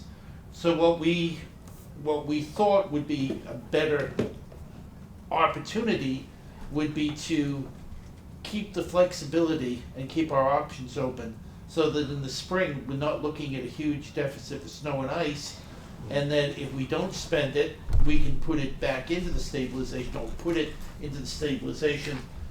The May 6th town meeting, we actually were going, if you remember, we were under Article 2, STM 19-02, we were looking to put $300,000 in the snow and ice, because we're perpetually in deficit. And we thought that we'd be better off putting enough money in that, again, so it's properly funded. So that's the reason why we came up with the 150. So we had the ability to stay out of raiding free cash again at the end of the winter. Okay. We did a pretty intensive calculation, I'm not sure if I have it with me, but what it boiled down to was that we need a $300,000 cushion in the free cash. And then we had an additional $300,000, so there was gonna be a balance of $600,000 left in that free cash account. David, if I could stop you there, 700. Remember, we 700, added we added another We 100. had it. So it So- was 300 cushion plus another 400. 400. Okay. So here, with all due respect, here's my take on this, for lack of a better word. I don't see the need to leave $1 million or $900,000 in a free cash account. Is that the number you have, Mike, is 900,000? It's 770 after, because it's 147 is free cash, right, which was certified. We're leaving 700 between the 300 buffer and the 400,000 for snow and ice, plus another 100. So that's 700,000, so we have 770 after that to spend. This came out to like 200 and some odd $1,000. So I guess the question I have is, so what's the risk? If you leave the money there and we put it back in the stabilization, what difference does it make? And it doesn't affect anything that we have in terms of our bond rating, because that doesn't come out for another, 2 years? Whenever we go out to bond again. But you don't know when we're gonna have that, these funds available again, Right. that we can be, But if you have it in the spring, you can take it and put it back in. We're still trying to leave amounts similar to what you were Yeah. looking at. I mean, I again, Chairman Dobie, I just don't understand why you need, we're looking at 774 or well, 700,000. it's 770. This warrant has about $220,000-ish Right. to fund as of right now. That's, if we don't do the vehicles and everything else, that's even more. It's even more. So really, you're at 550,000 of available funds after all that. The problem that we have is that every year, we've been put in a position where we have some major failure in terms of the boilers or whatever that we have, we can never predict what's going to happen. I think that we've been in a position year after year after year with the equivalent of looking for nickels and dimes under the cushions of the couch. I just like the idea that we have financial flexibility in case something comes up that needs to be repaired, replaced, whatever it happens to be. Now, saying that, if we get through the winter and all the money is there as you say, I'd be the first one to put it back in. After all, we were the ones in the finance committee that put this forth to begin with, in terms of making sure that we start to get our bond rating back and we show some fiscal discipline in terms of paying our bills first. Right. So that's all we're trying to do. We're trying to, again, maintain flexibility. We're not at odds with you over how much goes in there. We're just at odds with you in terms of the timing. Okay, but if you have $700,000, right, in this account, we've typically spent 300 on snow and ice. You'd have 100 left plus your base. Forget about They had snow and some ice. figures to put in, though. Forget about snow and ice. Okay. Well, What's the matter with delaying it to give us flexibility in case there are some major issues that we have happen over the winter? well, if it's in free cash, it's easier to get to. And Only at how's, town meeting. Only at town only meeting. at town meeting. We're not having Right, another so one that's- until I May. understand, but you go down that road, right? And we've got a responsibility to pay back these funds and put the money back. I listen, I'll be honest with you, I put forth the motion to do this aggressively because I think it's what we should be doing. And we don't disagree. Okay? But we have seen far too many winters where we've had so many unexpected problems. I am not against what you want. It's again just timing. And I don't see the issue of delaying that to say next May, where we put the money back in. Well, I'm not in favor of cutting it in half. That's a lot of money. When you have $700,000 in free cash, after all the money, and we're going to potentially cut the truck out, which is another $50,000. But we haven't as of yet, and I didn't Nope. say we would. No, I didn't. But we don't know how that's going to play out. Is my point. And I'm not playing hardball for the sake of playing hardball. Nor am I. I just, I don't want to be too lackadaisical in our approach to putting this money back in these funds. And if it's not 300, 150 is not, for me, I don't know about my fellow chairman, 150 is not going to cut it for me. So if you'd like to talk about another number, let's do that. But I don't want a horse trade. All I want to say is that you know what we want. We want to maintain as much financial flexibility as we can. We are more committed. We're more committed than any other board, any other committee, in terms of having these funds funded to begin with. Okay. We were the ones that came up with this with Mike. Right, and I'm not disagreeing with that fact. All I'm I'm just concerned. Now, if you want, what would you obviously wanted me to make an offer?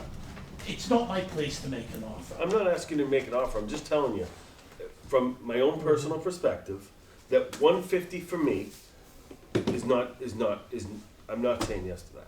That now everybody else can say what they want, and it may not matter a bit, but Ultimately, the townspeople are going to decide the question anyway. Yeah. All we're doing is voting to recommend or not recommend. Right. All right, gentlemen, why don't we have some other folks chime in here? Doug, you have, Well, I don't like the idea of having $900,000 in free cash. Why? Because money lying around causes licking chops.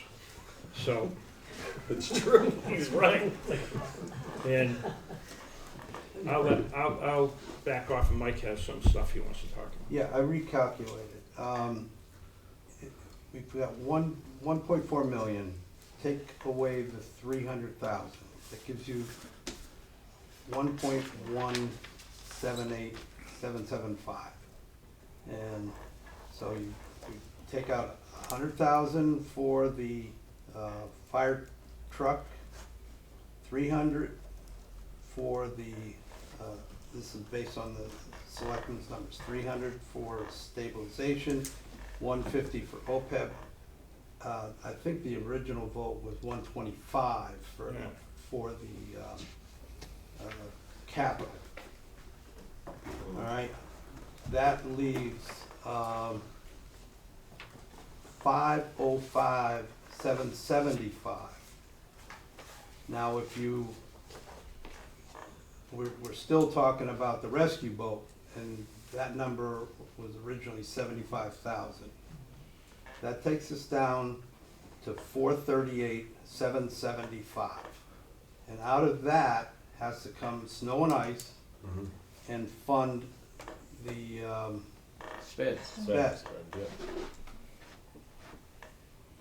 And then, And the all, youth center and then all we community. have is 300 in reserve. 438, 775 is, I'm just saying that's not a lot of funds. And when, you know, and you gotta remember, 2% of the net school spending is 365. Now, no way do I think we should put 365 in sped, but we could. That's the limit, the high end. And we could have another $300,000 snow and ice deficit. So, Alright, so if you add 75 to that, that brings us over $500,000 to 513. yeah, So the middle between 150 and 300 is 2.25. How's the board feel about 2.25? Going once, going twice. Well, I don't know, I seem to, I don't remember, because that's an entirely different article, but there was the OPEB one, I didn't remember us agreeing on 150. Yeah, I think that was. I thought it was 3, 150, and 1. You actually, according to this, you started off with 382, 775 for some reason. Yeah, because that was the leftover when we did the Yeah, math. and that's. And we what- took it and- down from there. And you, because we and didn't Mr. really- Twist stated it's in our minutes to take 25 out of capital and the 82, 775 from the stab fund, and, Put that back in. yeah. Now, So the bottom one of 125 went to 100, and the top one of 387 went to 300 even. Now, if you did, Mr. Chairman, if you did 2.25. 2.25 rather, thank you, and you did the 150 and the 100, you'd add 75 back in. Yeah, which brings us to 513. Right. now. We're not necessarily adding 75 back in. We said that that would be a decision that would take place on the night of the fall town meeting. And that based on the discussions that we potentially have on Thursday with the chiefs, FinCom may even recommend the whole expenditure of 75,000, that will be No, we're approved. saying we're gonna No. come off of 300 and to 225 in the Okay. stabilization fund. Yeah. That's that's the difference. The 75,000. Yeah, it has nothing to Maybe do we with. come okay. off of 300, we go to 2.25, we take that 75, we leave it in free cash. All right, just so you know, Mr. Twist, those were the numbers that Mike had discussed with us. Mhm. That's the reason that I was looking to be a little more conservative. Yep.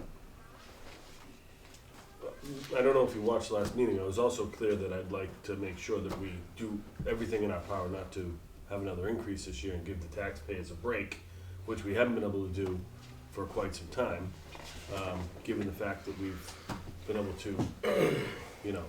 This one-time deal, what we're looking at, we may never see again. Right, so why And- not? And, well, we've had a lot of lean years, we've had to make a lot of cuts. And, this is a year where we get some financial stability. Mhm.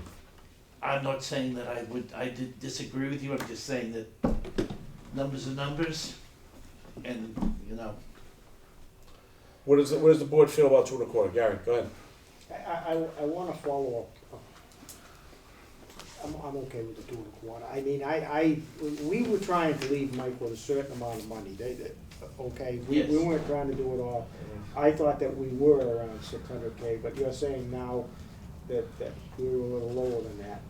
Maybe the figures I was hearing that night wasn't right. But Ed is, you've said a lot about things can happen, but unless we have it in the reserve fund, we're not spending any of this, right? Unless there's another, free cash can only be spent at a town, appropriated where it goes at a town meeting. Correct. So if some of the emergencies that you were talking about, like boilers and that, we would have to have put in, I think, what is it, reserve fund that can get, Well, that can take get. it out of the capital statement. Well, no, yeah, the reserve fund's the only one that That's real. doesn't need a That's- town meeting vote. I agree. So unless some of this went into reserve fund for your emergencies that you're talking about, Yeah, but you okay? can, during town meeting, you can reallocate as well. You can reallocate back into stabilization, you can reallocate. That I'm understanding, but I mean, you're saying that in case an emergency came along before the spring town meeting, like such as boilers, well, unless you've got it in the reserve fund, you can't spend it anyways. But there again, if we did have it in the reserve fund, we pulled down the reserve fund, we could right? Agreed, but we're not talking about putting anything in the reserve fund, I don't think, will we, at this point? It's in the operating budget. We Okay. would put Okay, a number, I think last year was $95,000. but that's in the spring. We're not doing anything now, I don't think, with the. No, there's $95,000 in the reserve fund right now. Yes, okay, yeah, so you saw And no this need year's to make, operating you saw no need at this point to add to that, that's what I'm saying. No, well, we can add to it, yeah. Joe, your numbers are So- off. Oh, So yeah, I'm- we could add to it, but no. Yeah, but so there was It's no the need. operating budget. Yes, so basically what we're looking at is to have enough left over for snow and ice that we would know is there, and we would appropriate that at a special town meeting before the annual town meeting, correct? And that's what we're looking for. And if you run out, it's always there. To me, how I run my household budget, if it's in the checking account, it's easy to spend. And that's how I look at this free cash in that. And it's sort of like what Doug said. If you put it in the savings, well, I'm not so likely to go there and take it out of the But savings. Gary, But you just- can. you And just we, said- if we put it in, okay, we could always, if some dire emergency happened that you needed 500,000 for some emergency, that's what the stabilization fund is for. Right, but you're trying to grow the stabilization fund, not raise it. At the top and starting with 1-1. And the point is. But that's what it's for. Exactly. And it's for the But there- town. But there again, you I don't, did that already. you don't look at it that way, you look at it as a last resort. I just told you how I look at it, that's all. And that's fine, I'm not gonna argue about this. This, you decide what you wanna do, and the FinCom will decide what it wants to do. Yeah, I Hey, think we Billy. just wanted to make sure that we had enough to fund the sped fund and could maybe put some more in the stabilization fund in the spring. Just so we knew what we were working with. That 300,000 you're talking about, that you took out at the beginning, that's the money we have to have in free cash. Right, which we did this match the last time. Yeah, we did We that. took that off the top. So then when you're left with $400,000 and then plus 300, that's 700 grand. Really, Right, but it's really only 400 grand because you can't spend 300 grand. No, those numbers are already off. Yeah, Mr. so Here's then what it we're comes down saying, to the we're coming 400. down.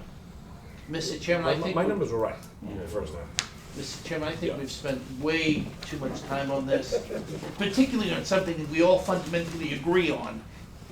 Well, I mean, respectfully, I'll disagree. I think this is a big deal, because, we both have, the point we have to do the right thing. There's a lot of money we're talking about. So I'd like to come to, I think, I have a feeling, what my board, would rather do. I think that meeting in the middle, is, we're negotiating to a middle. I think Well, that's, no. because 2.25 is fine with me. Right, I'm not gonna So- negotiate because you're the guys that are gonna do this. All we're gonna do is recommend it or not. So we So, also want you to know that we take your feedback, and we're not just gonna discount it, that's what a discussion is, right? And, with that said, you made a lot of good points, we understand them.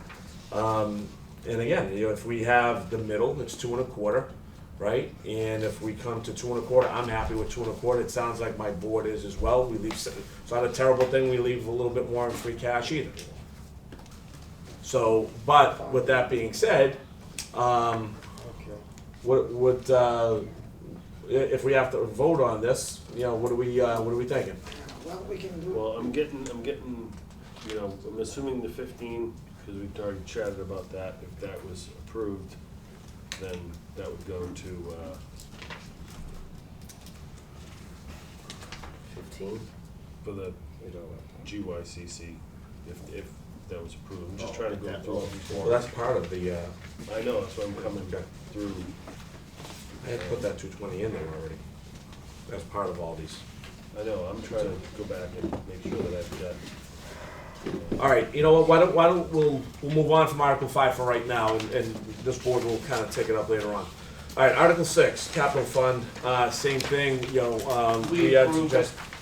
So you're okay with the 100? All right, That was so, unanimous. all right, do we have a motion then on this one, please? Make a motion to support Article 6 capital fund, STM 19-05. Second. Okay, we have a motion, a second, any You wanna discussion? put a fund in, an amount in there though? Was that? You wanna put an amount in there? There is. Yeah, there is. Oh, okay. He's saying yes, it's written. Okay. That's written, yeah. Any other, discussion on that? Okay, all those in favor? Aye. Aye. All right, Article 7, We recommended 6-0. okay? So they're in agreement on this one as well, so can I have a motion, please? Make a motion to support Article 7, other post-employment benefits trust fund, STM 19-06. Second. Okay, we have a motion, a second, discussion on this one? Okay, if not. Well, like I said, I thought we had agreed on 100. Doesn't matter. That was for the cap fund. Yeah. 150 for this one. Was it for 150. OPEB? Yeah. All right, thank you. Gary actually was pretty. Any other discussion? Yes. Just a comment on this. Yeah. Your bond rating will increase because of contributions to this fund also, Mhm. almost as much as stabilization. Yeah, I mean, you know, which is great. And again, it's mentioned that, you know, our bond rating won't be looked at, but again, you know, it's good practice. You know, we're certainly behind on this, so, to be this aggressive, I think is a nice step, so, I applaud it. It's good, yeah. very good. Any other discussion on this? Well, just remember that once we start receiving that local excise tax on retail cannabis sales, we had voted for 3 years to put that into STAB fund, cap fund, and OPEB. Not open. Yes, we did. The remainder Yeah. would be to put it in Well, OPEB. Yeah. well, yeah, that was agreement. All right, so, all those in favor of this one? Aye. Aye. Aye. All right, fantastic. Article 8. We voted to pass over on that at the Yep. point, based on the information we had or lack of information. Yep. We've had a lot more information tonight, and I think that we're going to vote on that one the evening of the town meeting. Okay. So for this board, you know, we do have 45 in it with the notion that anything that is not utilized will go back into free cash. It's just more of a security than anything else. So, does someone want to make a motion on this one?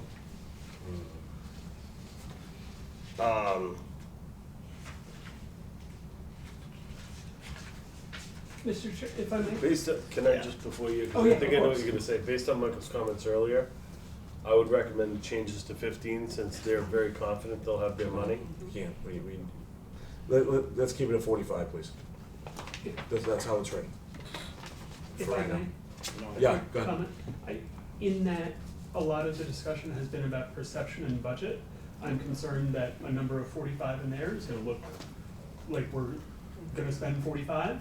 Mhm. And We I- can just mention it on the town floor. Yeah, 'cause if you don't get the money in time, then you don't have the money. That's right. Mr. Chair, I move to support Article 8, Community Teen Sunday Center funding with an amount of $15,000. Second. Okay, we have a motion and a second. Folks, all right.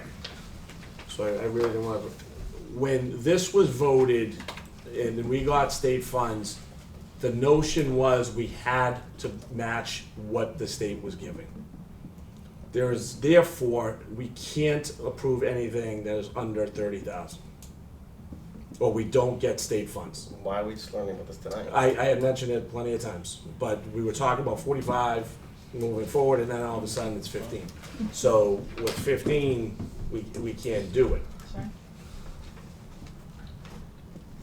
Just if it helps, we originally in FinCom looked at 45 as the number as Yeah. kind of a bridge, because we weren't sure that they were gonna get the 30,000 in time, and we didn't wanna delay anything. Well, right, and that's why we were talking about 45, and now all of a sudden it's 15.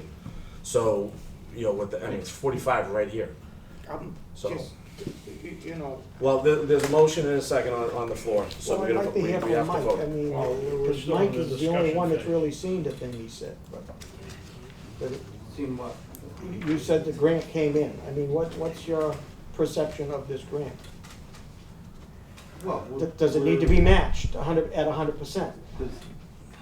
There's no match involved in the grant. Okay, so that, There is, though.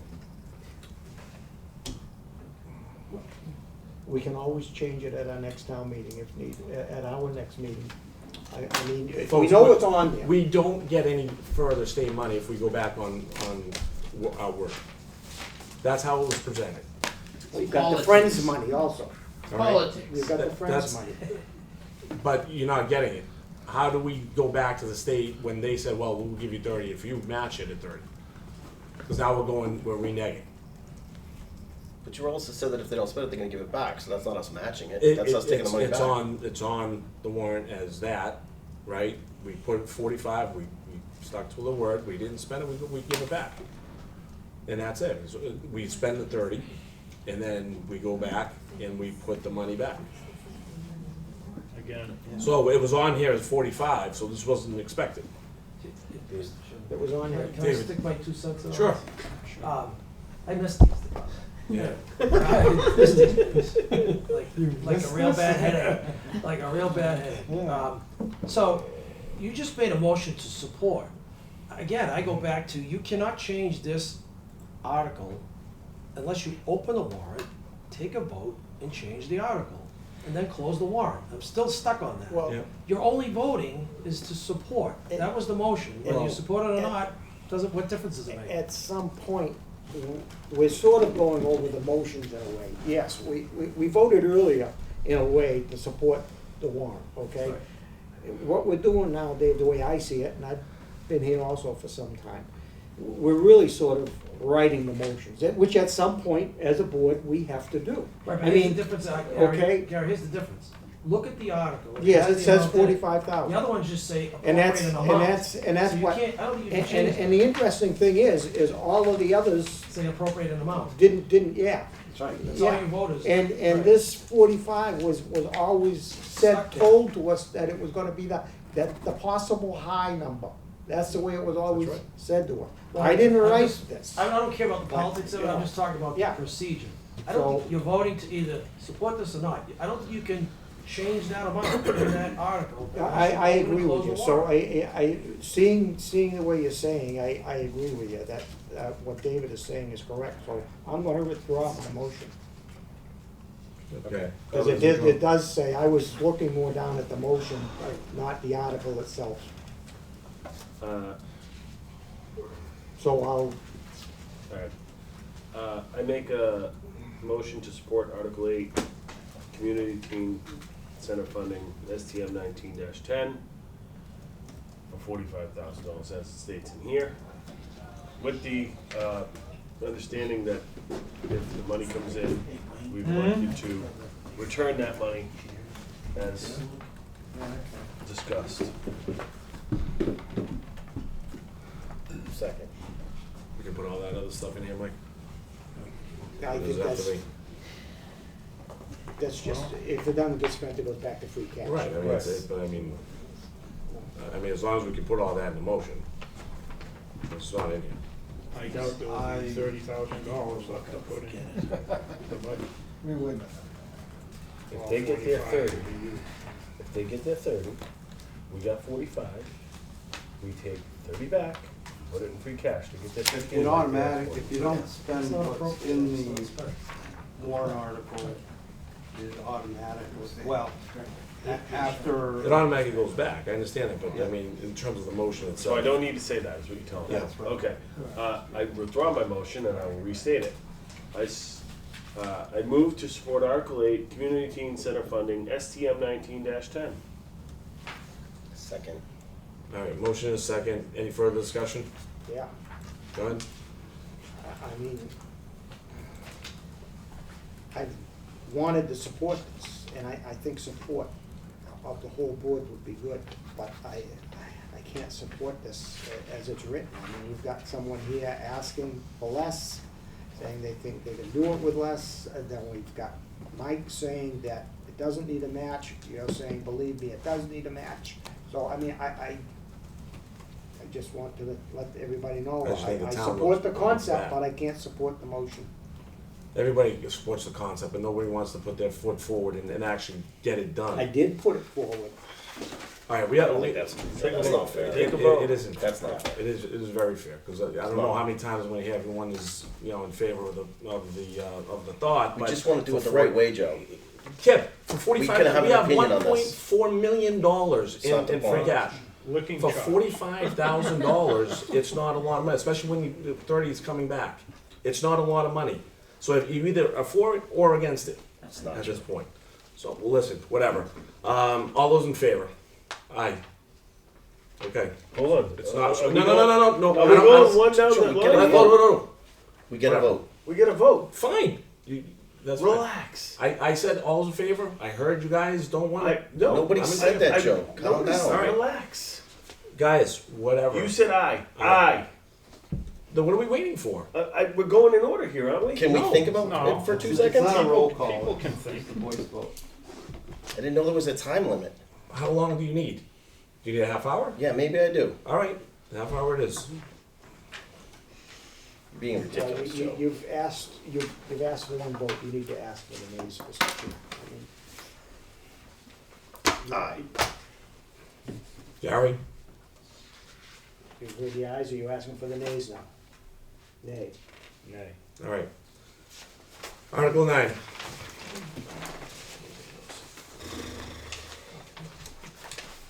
What do we got, FinCon? Pass it over, it has nothing to do with us. Okay. Yeah, Palmer Lane. But will this be voted on though at that night? Yes. Yeah. Yes. Well, I think it should also, don't we have You have- communication in here? You have to sign the layout tonight. Yeah, so we have communication from the planning board for us to accept this. Basically, sign the layout Yeah. and accept this, yeah, so just wanted to make that known for the process. Mr. Chair, I move to accept Article 9, street acceptance, Palmer Lane, as printed. Second.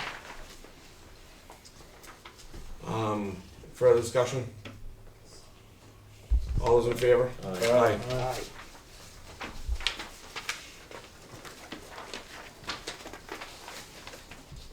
Article 10.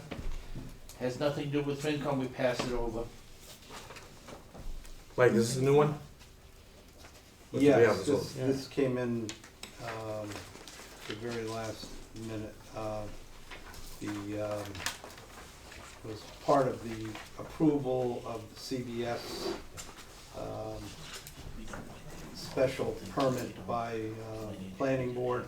And part of the, condition was, of approval was that the, owners of CBS would donate, give us a easement in front of the fire department. Right now, they have to jog a little coming out of the last bay. This one, they'll just be able to go straight down. The far end of the parking lot? Yes. Yeah, to cut that grass out a little bit to make it Yes. an easier turn. Okay. I support recommending Article 10, acquisition of easements to 55 to 65 Central Street, STM 1907. Is that a motion? It's Motion not to- a motion. Motion to, yes, sorry. Second. Okay, motion is second. Any further discussion on this? Yeah, this is a gift, it just has to be printed and say, or eminent domain or otherwise? No, they're giving us an easement.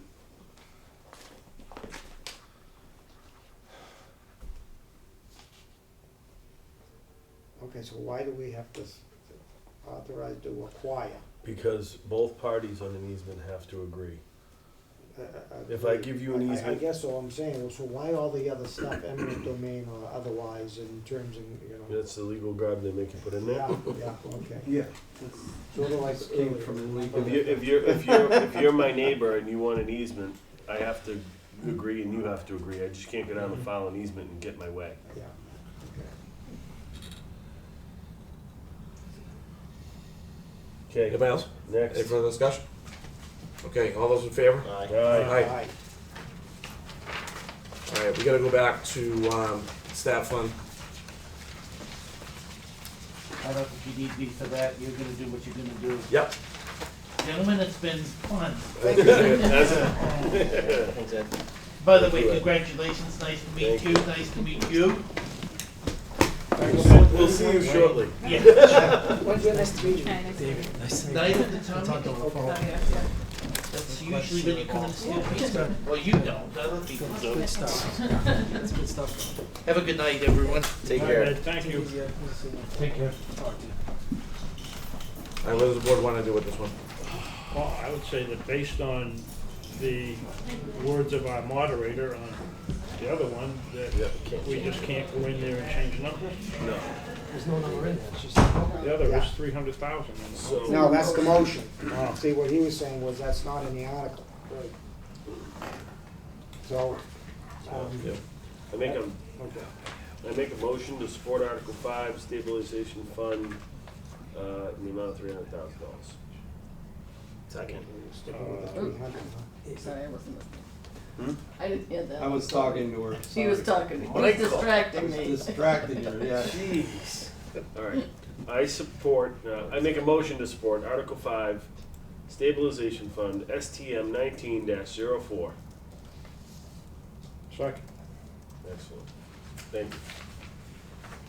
So we can't change the amount? You can, I think we can. There's no amount in there. Yeah, there's no That'll amount. come from the Yeah, motion. no, you're looking You at can the change motion. that. That's a actually mistake I comes- made. That comes That from comes the out. motion. Right. The other That article makes had sense. the actual money in the article. Yep. This one just has it in the motion. the motions are just draft. Right. Yeah. No, the way we've been doing it, I don't think that was that one. The other post-employment. Right, those were just They numbers. didn't have the fund. We did put that in our motion, how much to put in there. Yeah. We pretty much put in what was agreed. Joe. So your motion, If I can, all right, get 1-4, right? And I'm not taking the 300 out. You get, subtract the 100, you get 1,378 and change. Minus the 300, you get 1,078,175. Minus 150, you get 928,175. Minus 100, you're at 828,175.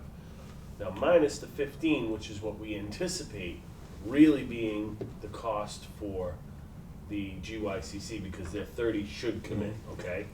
So that leaves you at 813. Then we have these other items we need to subtract. Not the truck, the Payment for the, payment for the truck, which I took out, was the 100, oh, okay. okay? But then we have the boat, which is gonna be potentially less, unless they come up with some reason that they need a truck. Okay, so say it's a 75, right? Now you're at, call it 740, somewhere around there. Okay. What else am I missing here? 45,000 for the. Okay, so now we're at 700, or thereabouts, 697, 5, something like that. I don't know, Mike, look, I'm willing to take your advice on this to some degree here, but I gotta caution you that I don't wanna be leaving all that money in there, cause he's right. You know, people get frothy at the mouth and see all this money are laying around, and it's like, we got a responsibility to do our best to pay back these funds. But again, if you're telling me that in years prior, we've had $450,000, $500,000 snow budgets. No, we only had that once. Right.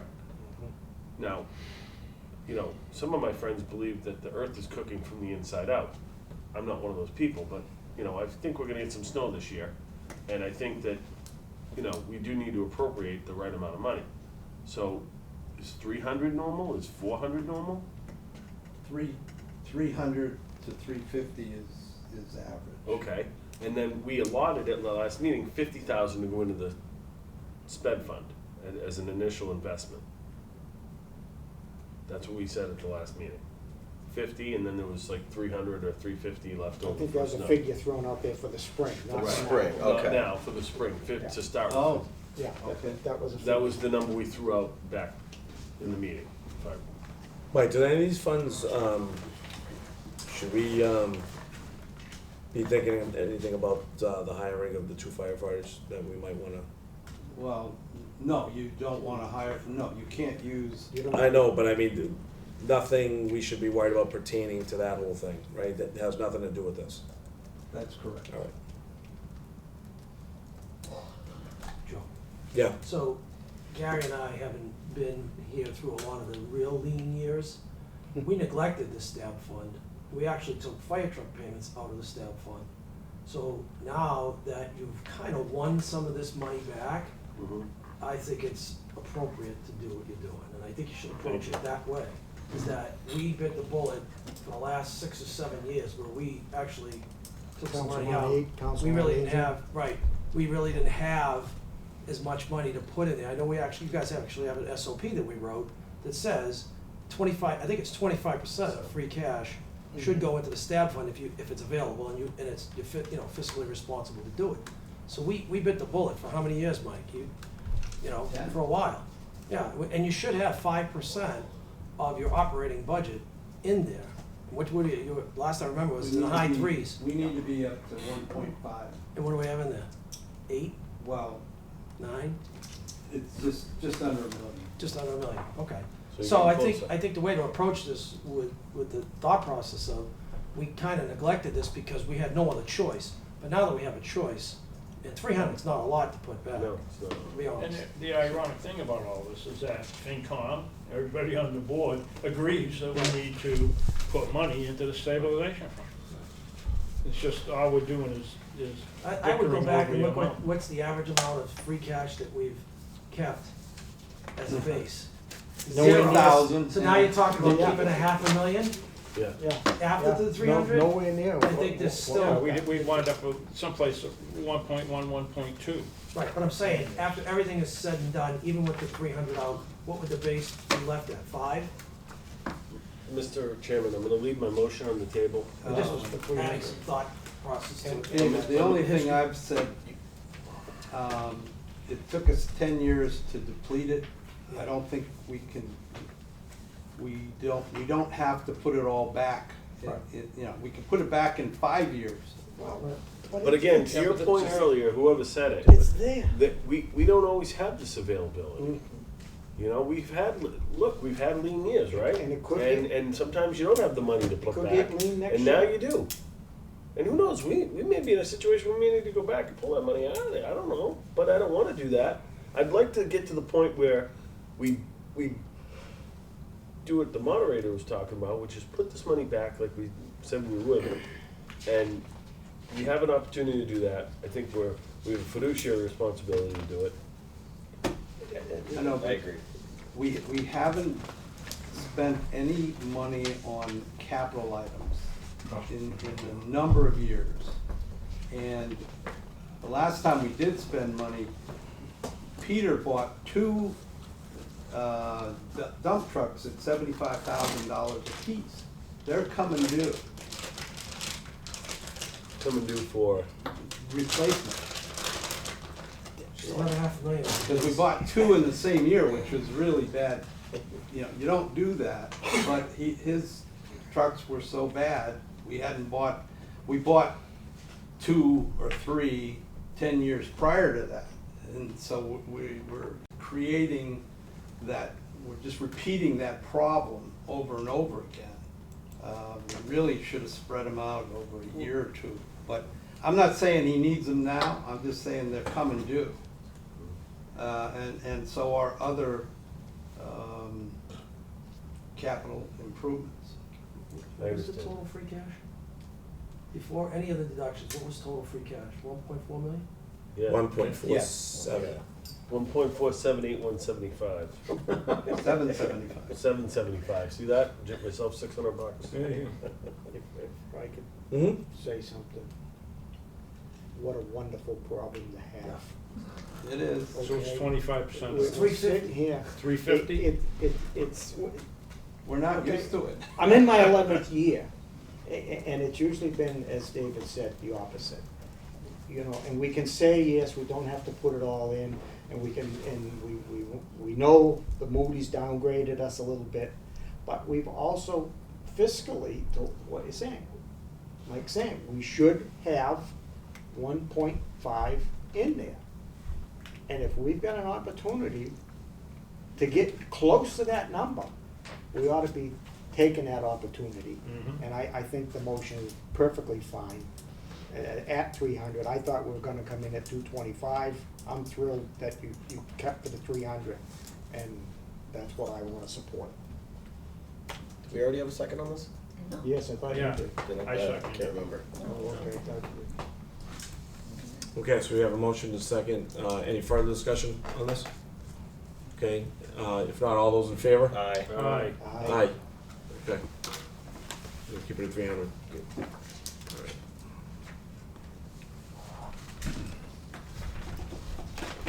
All right, moving on from the warrant article. We have a request from the planning board. Only 108, Charlie? That's what the battery says. All right, Palmer Lane acceptance.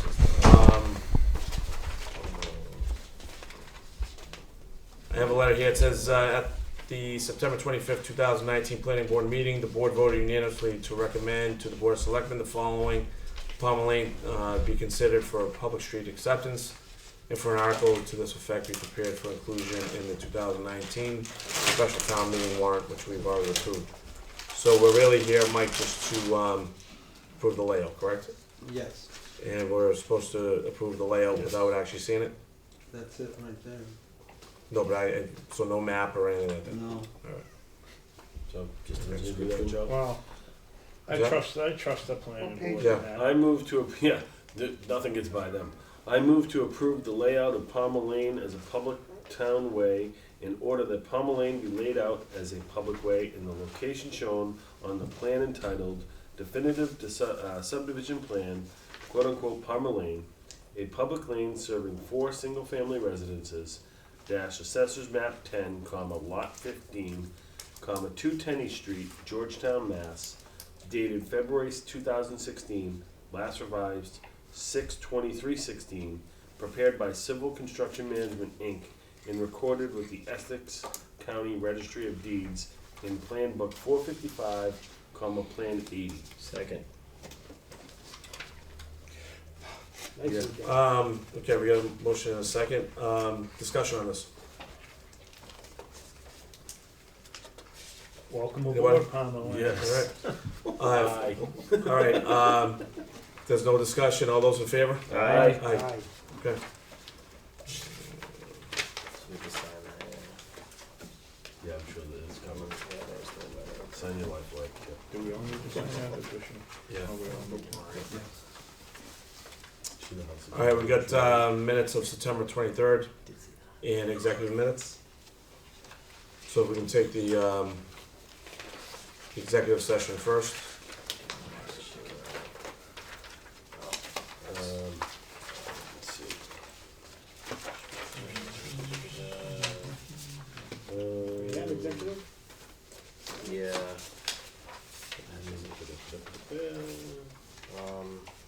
Okay, yeah, they're on page 12, okay. I make a motion to approve the executive session minutes of 9/23/2019.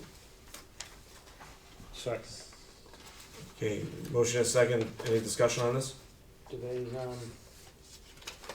need to be kept sealed for now, Mike, or are they okay? Let me double check. I would, Assume sealed. yeah, I would think they sealed because we're giving him the okay then. Yeah.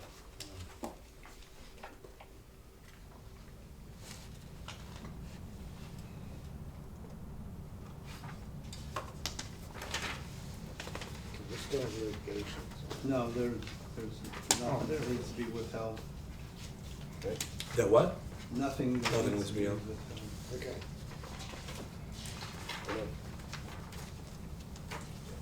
Thanks. Enjoy. Okay, I think we had a motion in a second. Yeah. Any other comments? Okay, if not, all those in favor? Aye. Aye. All right, general session? Make a motion to approve the general session minutes of 9/23/2019. Second. Okay, any discussion? Okay, all those in favor? Aye. Aye. Mike, anything on the town administrator's report? No. Nothing on the, on National Ave for right now? No, I'm still waiting for legal to do Still doing that? the study, the Title? title study. Yep. Alright. Is that it?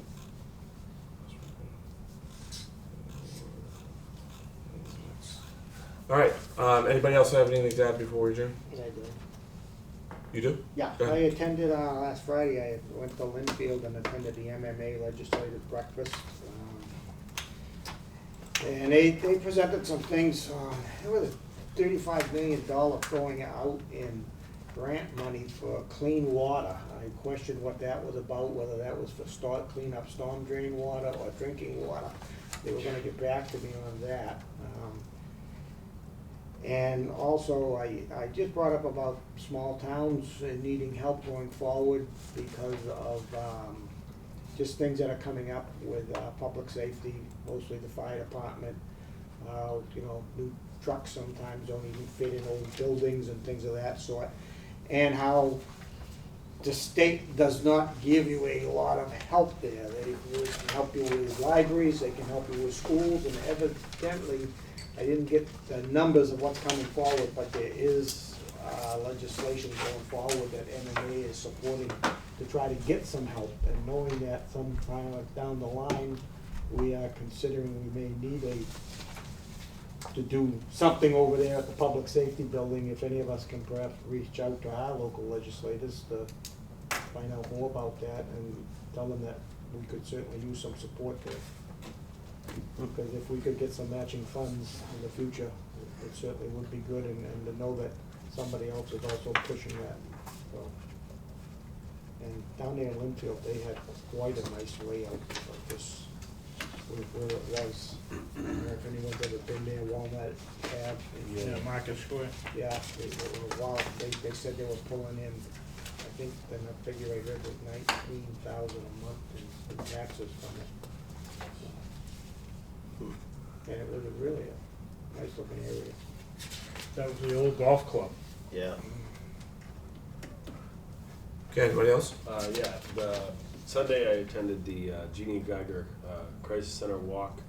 It's a walk designed to raise money to help end domestic violence.